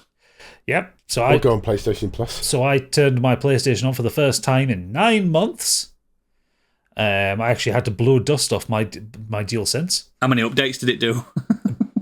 It took longer to do the updates than it did to install the fucking game. We've been playing Death Stranding 2 on the beach. We haven't been playing it on the beach. That's the subtitle for the game. It's a stupid subtitle. We've played Cool Waters by all saints. So this game is, it's the sequel to Death Stranding. Starts 11 months after the events of the original game. Yep. Sam has successfully connected America into the UCA, into the Cairo If you don't know network. what Death Stranding is either, guys, listen to this another time. Yeah. Sam has successfully connected the both ends of the country together. He has... Who plays Sam? Norman Reedus. Oh, Norman Reedus. That's the guy. Yes. He has then decided he does not like the slightly fascistic system of the UCA and has decided to leave, absconding with Lou, the bridge baby that he carried across the world. I'm not explaining any of this in context. You will have to play the game to understand any of it. Yeah, figure it out yourself. I can tell you the ending to Death Stranding and you will not understand it unless you play it. We haven't got the time. No, but he has absconded to the southern border and wants to live a private life. However, that private life is interrupted when his former porter in kind Fragile turns up with a job for him. Bring him out of retirement. Played by Lea Seydoux. Yeah, played by Lea Seydoux. So he goes down past Trump's border wall into Mexico. Yeah, you literally see the border wall. You do, and you go through a massive gap in it, which I actually thought was quite funny. Did you like the? I don't know what your gameplay was doing, but Sam makes a comment on that wall if it's quiet and you're not like engaged in combat. I was being chased by mules at the time. He goes, oh, fucking borders. So you have to go and in the space of an hour connect all of Mexico. All the of whole Mexico. country. the whole country of Mexico to the chiral network. And it turns out, by you doing this, you have created some wibbly-wobbly, timey-wimey bullshit that has happened. And if you don't know what the chiral network is, it's the mega internet. It's the wibbly-wobbly, timey-wimey bullshit where data can be stored on the beach and transferred instantaneously. However, because of the unexpected... this is the bit I'm trying to explain. The unexpected effects of doing this on space, time, and death, for some plot reason, a giant fucking portal has appeared in Mexico. No fucking way. And you know where it leads you? Precisely to the bottom southwest tip of Australia. Yeah, why not? And you have to go to Australia and do the same fucking thing again. Connect Australia. So basically, if you enjoyed Death Stranding, you will love this, because this is Death Stranding but more. If you did not like Death Stranding, you will not like this, because this is Death Stranding but more. Mm-hmm. However, I will say, I'm playing it on a base PS5, it is one of the most beautiful games I've ever played. Probably the most beautiful game I've ever played. It's reaching a level of realism that I've kind of I didn't expect it to do.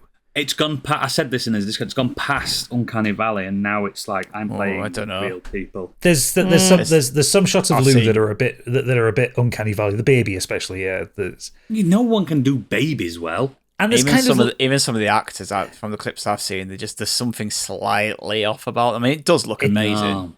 It's mostly Léa Seydoux. She doesn't look like she's looking anywhere. She can look at me. Yeah, it's as weird and batshit crazy so far as the first game was. In fact, I think they've dialed up the weirdness. I am in chapter 3. I'm in Australia. I'm kind of doing the initial few places for like the government people. Yeah, you're at the game proper now. Yeah, I'm in the game proper now. I've had my first void out because those Australian BTs do not fuck around. They're tall, aren't they? They're fast. Fucking massive and scary sounding. Again, just to let you know, like if you have played the original Death Stranding, the Mexico part is just the tutorial. Yeah. Well, you're only in it for that's true to Australia, isn't it? Everything's bigger and tries to kill you.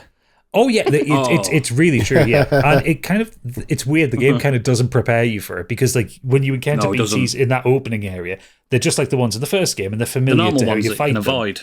Yeah, you can avoid them.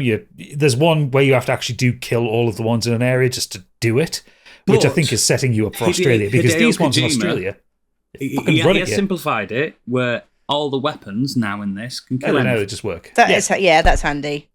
So it's actually a shooting game now. Yeah, the shooting is much better than in the first game. Like the action is proper great. Shooting game.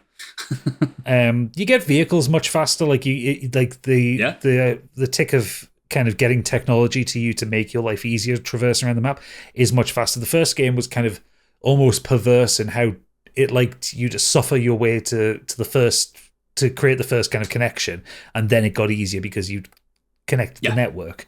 Now you get many more options to do things. Yeah, and they have simplified the fact that, because in the original game you needed to have a BB, a bridge baby, to see the ghosts, the BTs. Now they've explained it in the game that everyone, because they've connected the world, everyone can see them now, regardless. So it's like they've simplified it. You don't have to. You're not concerned about a baby anymore. Yeah. Also, Sam said his dooms have got worse, hadn't it? Everyone's had. There's a little like an off comment that she makes at the beginning, saying like everyone's just got more power. Yeah. Think of it like X-Men. Everyone's got a particular like power, supernatural power. Yeah, they've hand waved a lot of stuff away, which is fine. Yeah, like it's maybe because more quality of life. It's just a bit more quality of life. The story so far, when you get out of chapter 1 and you dry your eyes and rehydrate, because my God, it is the year of sad games. Yeah, when you get out of that and you kind of have that push forward, it feels like much more of a push forward. Whereas with like the first game, you're just like told, go do this, and Sam's like, I don't want to, and then the president dies, and like, I've got to do this, and that's it. Where this one actually feels like there is a kind of an emotional reason for you to do something. Yeah. Because Sam doesn't have to go and connect Australia. He doesn't want to. He wants to live a quiet life in his bunker. It's more personal, this one, isn't it? Yeah.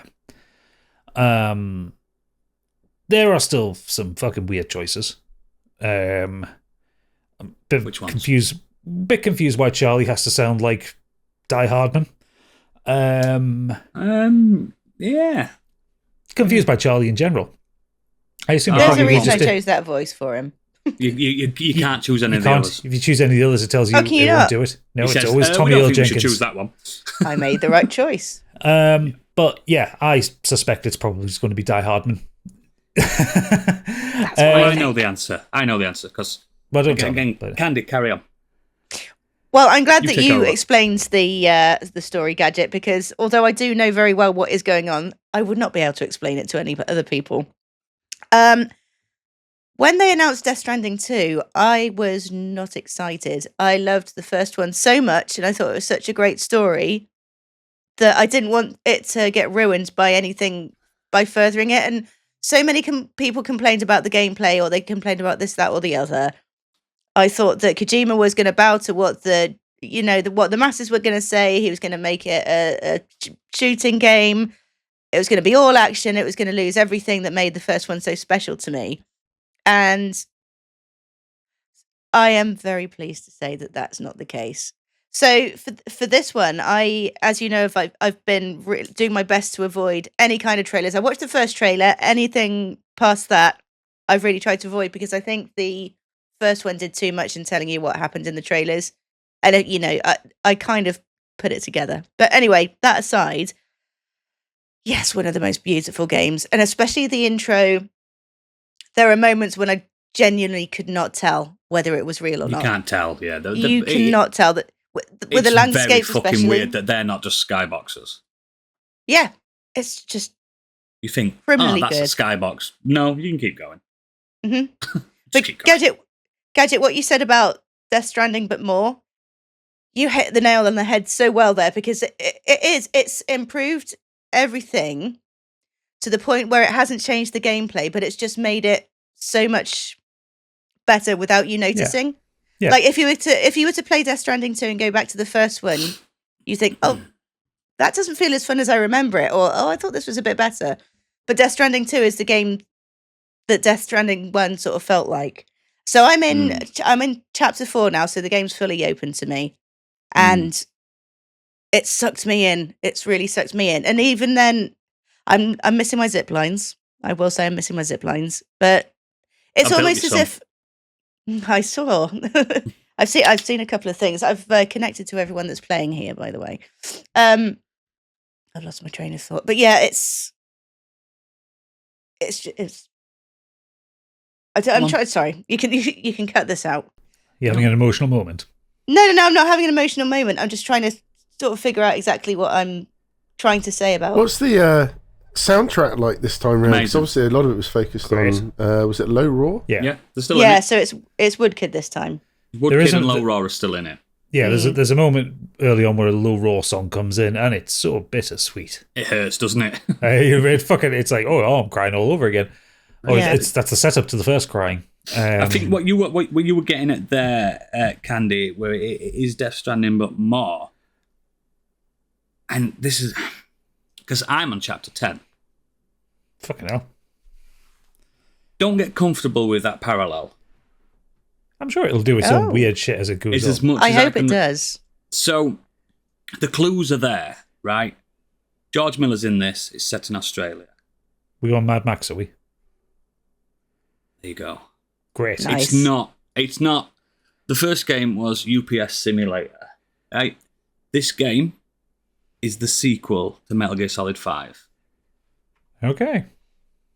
So, that means the way I'm saying it, and that's in gameplay and slightly in narrative, you can tell that this is Kojima having a massive stab at his old employers, saying, I'm still better at this than you guys.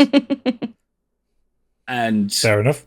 The fact that the most of the stuff you start off in this game, you are UPS Simulator, you are internet service provider, you are connecting the worlds, blah, blah, blah. And now it's turned into, I am infiltrating bases, I am stealth man, I am armed to the teeth, I have transport that you couldn't possibly imagine that you get in this game. I'm getting weapons, new gameplay mechanics, new weather mechanics, like floods, flash floods, and forest fires, and fucking sandstorms and snowstorms. I do like that stuff. Yeah, it's all happening. The emergent gameplay is real. What Kojima's done is gone, right, all my cutscenes in this game are going to be about 10 minutes long, max.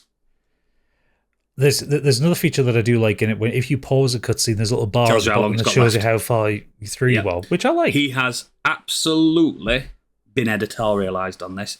Someone's gone, it was too long last time. You can't complete a game, and then 5 hours later, the cutscene's still going. Someone's turned around and gone, look, make emergent games. He's looked at games like Breath of the Wild and his old games like Metal Gear Solid 5, where it is a bit looser in story. You get a lot of stuff when you get to bases. You get a lot of stuff talked to you while you're walking about, but the emergent gameplay is the real star of this. I've been infiltrating bases like fucking Sam Snake. You know what I mean? I've been going around and I've been stealthing about, and because you have guns, constantly have guns, it feels like a Metal Gear Solid game. And this is what I wanted from it. It is still in that strange Death Stranding world. It's still crazy. It's still batshit. He's still got loads of his friends in the game. He's still got cameos, and he's still got fucking absolutely mental stuff. Like some of the transport systems I've got, because I'm way further ahead, I couldn't even possibly imagine putting something like that in a game, but I've got it. And now it's become normal to me. And I've got Mad Max style fucking bits, and it's absolutely, it's front loaded with what the old game was. And then after about chapter 5, after you meet a character called Neil, after that, it just changes. It just absolutely changes. And it's not even, you're not even aware that it's changed straight away until you actually think, I've just played 3 hours of a different game. Fair enough. And I know I was going back to what I was saying, back to the kind of the multiplayer elements. You can tell that the people playing it now, the Strand system, you can tell that the people playing it now know exactly what they're doing, because right off the bat, everything's where you need it to be. Yeah, and people are liking more of the roads are ready, the charges are where they need to be. People know what they're doing. Yeah. And there's more people are connecting with each other. Yeah. But I wonder if people are going to try and go into Death Stranding 2 without having played Death Stranding 1. I think that would be difficult. I think it would be extremely difficult because I think you can. There's a decent recap on the front menu for the last game. It has a corpus system. It has the corpus system, which tells you everything that anyone ever says. Yeah. You can pause the game and it tells you exactly what they mean. I do like that it's got a story so far section, like a bit like what Dragon Quest has. Yeah. I think you technically could. I feel like the original Death Stranding feels like the tutorial to this game now. Do you get what I mean? And I've not finished it. And from some of the story beats that have kicked off in the last time I played it, it's going to get weirder. But weird in a good way. How long was the first game approximately? About 40 hours. Yeah, 30, 40 hours, depending on how much of the side stuff you did. Yeah. And I felt more akin in this game to help everyone else. Like, I've spent about 6 hours building roads knowing that Candy's behind me somewhere. I appreciate that, thank you. She messaged me over a week saying, oh, I found your ladder. Yeah, I put it in a shit place, but I found it. Actually, no, it was exactly where I was trying to descend. So I'm helping people behind me. I'm getting while I'm playing the game, and chaps in front. I'm getting thumbs up from like Candy, from other people that I know. People I'm like, you fucking got me out of that one. And it's a special game that people are just going to think it's a UPS simulator because it starts off as that. You know what I mean? It's just such a weird game to explain, but only this man can do it. I think it's really good. I think it's genuinely really good, and it's worth all the reviews it's got. And again, I've read a few reviews, and not one of them have spoiled how the game ends up. Not one of them. They've just said, they've just literally said, like, look, it goes places, does different things, and none of the trailers spoiled any of that. And I think it's genius. I know throwing that word across like anything, but it's genius. It's not believe it or not, it's not the weirdest Hideo Kojima game. It's a lot more simpler. The story's simpler. Shall we crack onto the feedback, Oodles, before you excitedly reveal anything? I won't reveal anything else. Go. Do the feedback. Not to rush you on, but, you know. Biggie looks like he's about to drown in his own t-shirt. Well, I'm in France. It is. So, feedback. Lee Davis says, I watched Super/Man, the Christopher Reeve story, earlier today. Oh, what a fantastic documentary. It's got such amazing highs, and it's completely heartbreaking. His version of Superman is still the high watermark for me. I recommend it. It's on Sky/Now TV, so it's free if you have either of those subscriptions. Mm-hmm. Mike Holstead has said, a bit of a busy couple of weeks, to be honest. Played quite a bit of Balatro and started... Now, I never know how to say this. Eiyuden Chronicles? Eiyuden. 100 Heroes that Oodles talked about a while back. I got my main party's level 22 and I've unlocked 18 of the characters and I'm enjoying it so far. Good lad. Finished book 4 of Dungeon Crawler Carl and I've started on book 5. It's still going strong and there was a You've reveal really got him into them, haven't you? There's a reveal or two at the end of 4 that's got me excited for the rest of the story. Since writing this, I'm now 18 chapters or so in and it hasn't let me down. Not that I expected it would. Gadget will attest to this. Yes, book 5 is very good. I actually think it's better than book 4. There were some weird things in book 4 that I didn't like that much, but it went to weird places. On to movies. I had a ridiculous double bill of The Meg and The Meg 2. Jesus. They were just silly, but exactly what I expected and still enjoyable nonetheless. Sticking with Jason Statham, we watched Operation Fortune, and it was okay. Not the typical Guy Ritchie film, but Hugh Grant is fantastic as a smarmy billionaire. Oh, I didn't know that was a thing. As smarmy, just keep it there. Yeah. My favourite film out of this crop was Deep Cover, a new Prime exclusive based around 3 improv comics picked to take down unsuspecting crime syndicate. Orlando Bloom was particularly funny as an out-of-luck actor who puts on a hard man act. Yeah. Beck has been on a rom-com mood recently, and given most of them are 1.5 hours each, we've gone through a few of them. I've just come to accept that sometimes she needs cheesy romance films. I'm not going to go into them individually, because let's face it, most rom-coms are the same. 2 people meet, there's a spark of interest, one of them does something that causes a falling out, and the last 20 minutes or so they realise how stupid they are, and it's happily ever after, etc. And he's provided us a list. Right. Yeah. Some of these I've not heard of. Some of them sound terrible. One of them is controversial. So, Say When, The Decoy Bride, Falling in Love, spelled INN. That sounds like a Hallmark movie to me.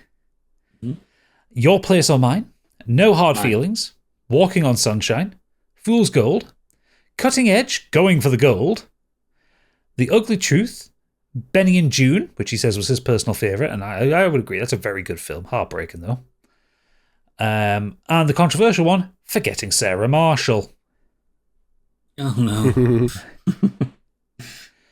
Can't remember anymore, but yeah, like I said, it's been busy. I think you need to, diversify, Mike. It's too many rom-coms. I remember forgetting Sarah Marshall and thinking it was funny at the time, but has that not aged well? I can't remember. It's got Russell Brand in it! It's got Russell Brand in it. Russell Brand, Jonah Hill, and P. Diddy in it, so no. No, that's Get Him to the Greek. Second one. Oh, it's Get Him to the Greek, sorry, yeah. Yeah. It's a series, though, it couldn't be worse. I just thought that's... Are you sure, sir? Forgetting Sarah Marshall does have Russell Brand in it. Same people. Yeah, Jason Segel, yeah. And it's the same writers and that. But yeah, it's Get Him to the Greek is the one with P. Diddy in it. Yeah. Chasing them. Yeah. Moving swiftly on, Xenos has been on. She said, I have finished Cassette Beasts, at least the main story. Love the game. Cannot put into words how much that ending hurt. Almost wish I'd left it at the last step. How fucking dare they? At least the game resets to before it for the post-game. Other than that, I mentioned in Discord that I've had writer's block for literally the last decade, and it finally broke last weekend. I'm currently about 5,800 words into a draft of a completely fresh piece, and I've got another 3 in the same setting on the back burner for when that's done.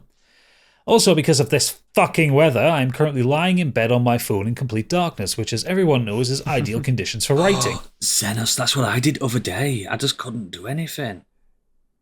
I will probably end up putting at least one of these up online somewhere so people can read it if they're interested, but I apologise in advance. I have no real training in creative writing. I don't think it's bad, just that I've got a lot of room to improve. I'm sure it will be fine. We'll all enjoy reading it. Oodles will do a dramatic reading. I will. I'll do the audio book for it. Just everything set in Yorkshire. Yeah. Once upon a time. What? Don't pit. You need a London version. Need a London version.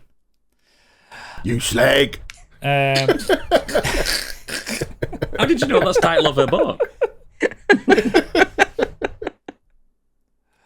You know how every week I change the BB and BBAK for when I open up Kurt. This one, this week's one, yeah, let's go with Bridge Baby because my original idea was Backblaster and it just sounds wrong. Wow. Why? I'm just trying to think of Stig's nickname at school. I'm just trying to think of like two words that alliterate. Yeah, Bridge Baby. Bridge Baby. How Angry about Kurt. bloody boiling? Yeah, bloody boiling Angry Kurt. Bloody boiling he is. He's bloody boiling. It's been a bumper couple of weeks for me. Starting out with games, I decided to abandon Claire Obscure. There was a lot I loved about it, but I hit a boss in Act 2, which I got to its second phase, but only just, and then it wiped me out with an 8-move attack, and I thought to myself, there's no way I'm going to remember that pattern, and the bosses are only going to get harder from here on out. That sounds like Sprung to me. Mm-hmm. You don't need to defeat Sprung at that point. No, you don't. So it can't be Sprung. It'll be on about Renoir. And also, I said this to him, just drop it, difficulty to get past the boss, and then you put the difficulty back up. Put it back up. Like, just do that. Like, there's no shame in it. If you can't get past them, You should just do that. I don't think you should skip on that story just because you couldn't get past it. He goes on to say, people told me just to stick it on easy and enjoy the story, which I might have done if I was near the end, but given I wasn't even halfway through, it wasn't an option for me, and I need the gameplay to be there. Mate, the last chapter is as quick as you want it to be. Yeah. Yeah, but what I'm saying is, do it for that one fight if you're struggling, and then put it back up. Yeah. So instead, I've now moved on to the excellent Promise Mascot Agency. It's from the Paradise Killer developers, but it's a different kind of game. It's an open-world management game where you run a mascot agency in order to pay back some Yakuza family. This sounds very good, Kurt Lane. The management aspect strikes... Game. He does. The management aspect strikes a good balance between accessibility and actually thinking about what you're doing. But the main appeal to me has been hearing the stories of all the townspeople and exploring and collecting everything in the town. It's incredibly Moorish on my current game of the year. Strong words. Film-wise, I watched A Few Good Men, which was brilliant. The Kurosawa film, High and Low, which is also great and it aged really well. Love it. But the main film I want to talk about is 28 Years Later. Contrary to Stig, I adored this film. Shite.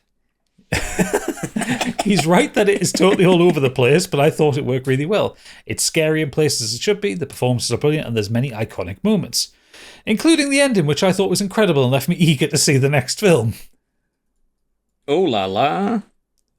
And again, I've just read what that ending is. Wow. I'm yet to see Sinners or F1, but this is my current film of the year. Oh, and it made me cry, which I never would have thought a film like this would. TV-wise, I finished Department Q, which was good, but perhaps a couple of episodes too long. It does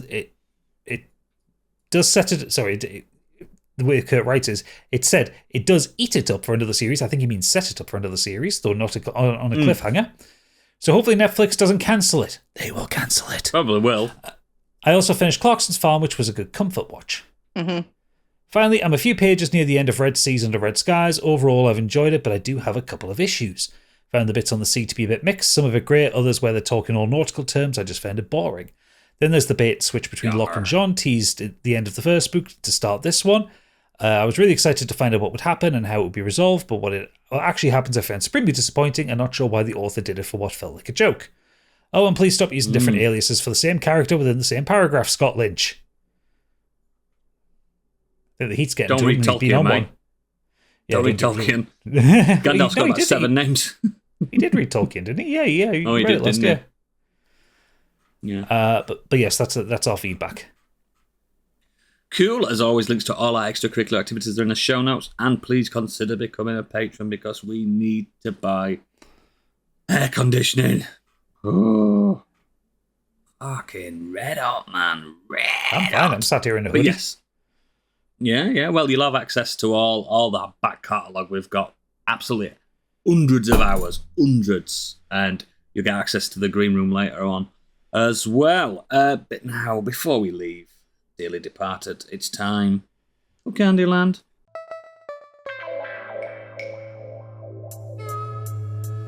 And now, what's up in Candyland?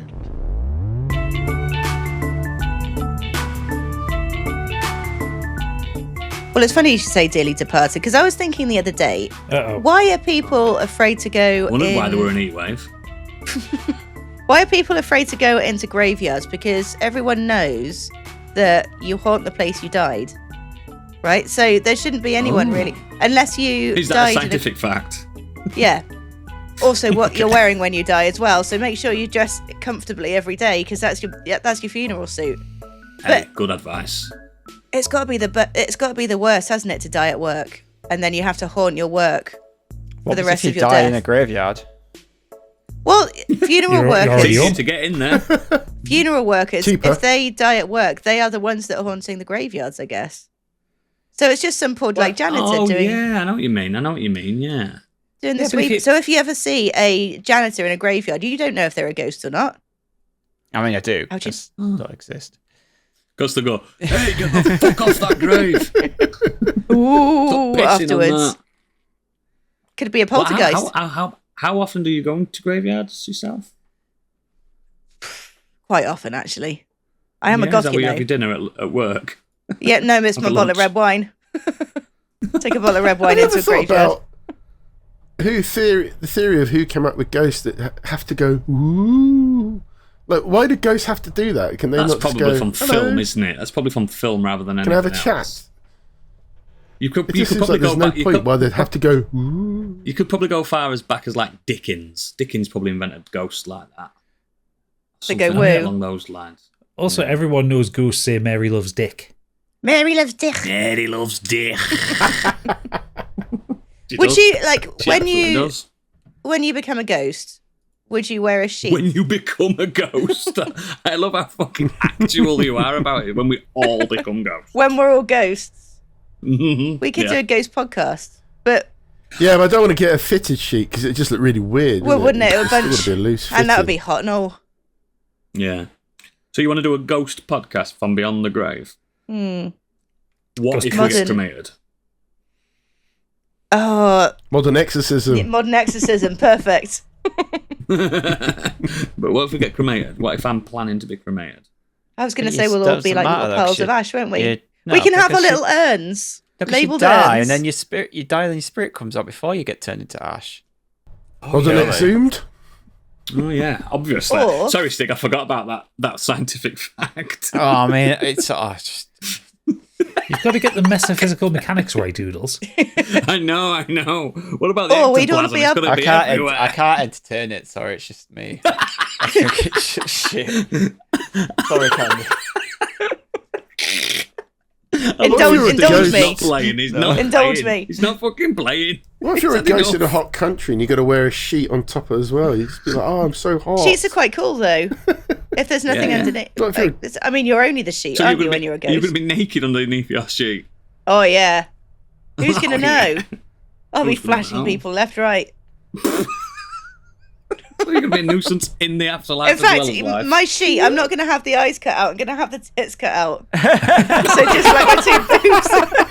And then when Can we somebody's have trying to them? fall asleep, I think we know what I'm going to have cut out. when someone's trying to fall Yeah, asleep and they'll be like, Yeah. I can see these massive eyes It's looking bald at me. I'm like, it's not my eyes. They're not my eyes. Oh god, can we get some art for that, please? There Can you draw a is picture of that, please? a ghost world.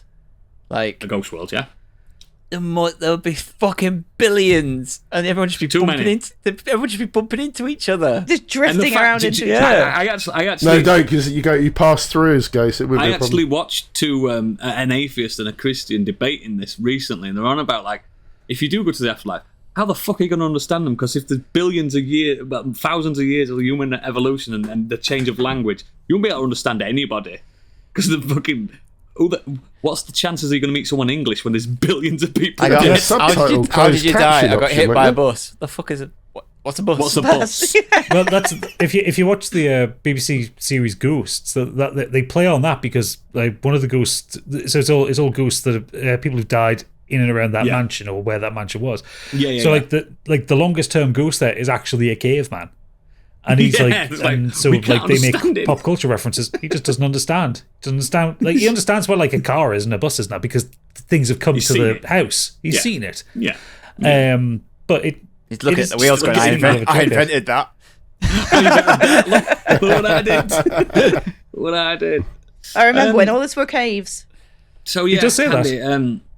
The original question was graveyards. What was it? What did you say? I can't remember. Why are people afraid of graveyards? Yeah. Oh, They're just spooky. because people like you were in them. You're probably Also, right. zombies. Not ghosts. Oh. The undead. Yeah. They make that sound. Yeah. Zombies aren't real. Oh, the ghosts are. Oh, the ghosts are. I think we'll leave it at that. They're coming to get you, Candy. If you're a patron, you will be in the green room and enjoying all the spoils of the green room. If you're not a patron, this is it. It's the end of the line. You're going to the graveyard. Goodbye. You fools. Bye. Bye. Bye.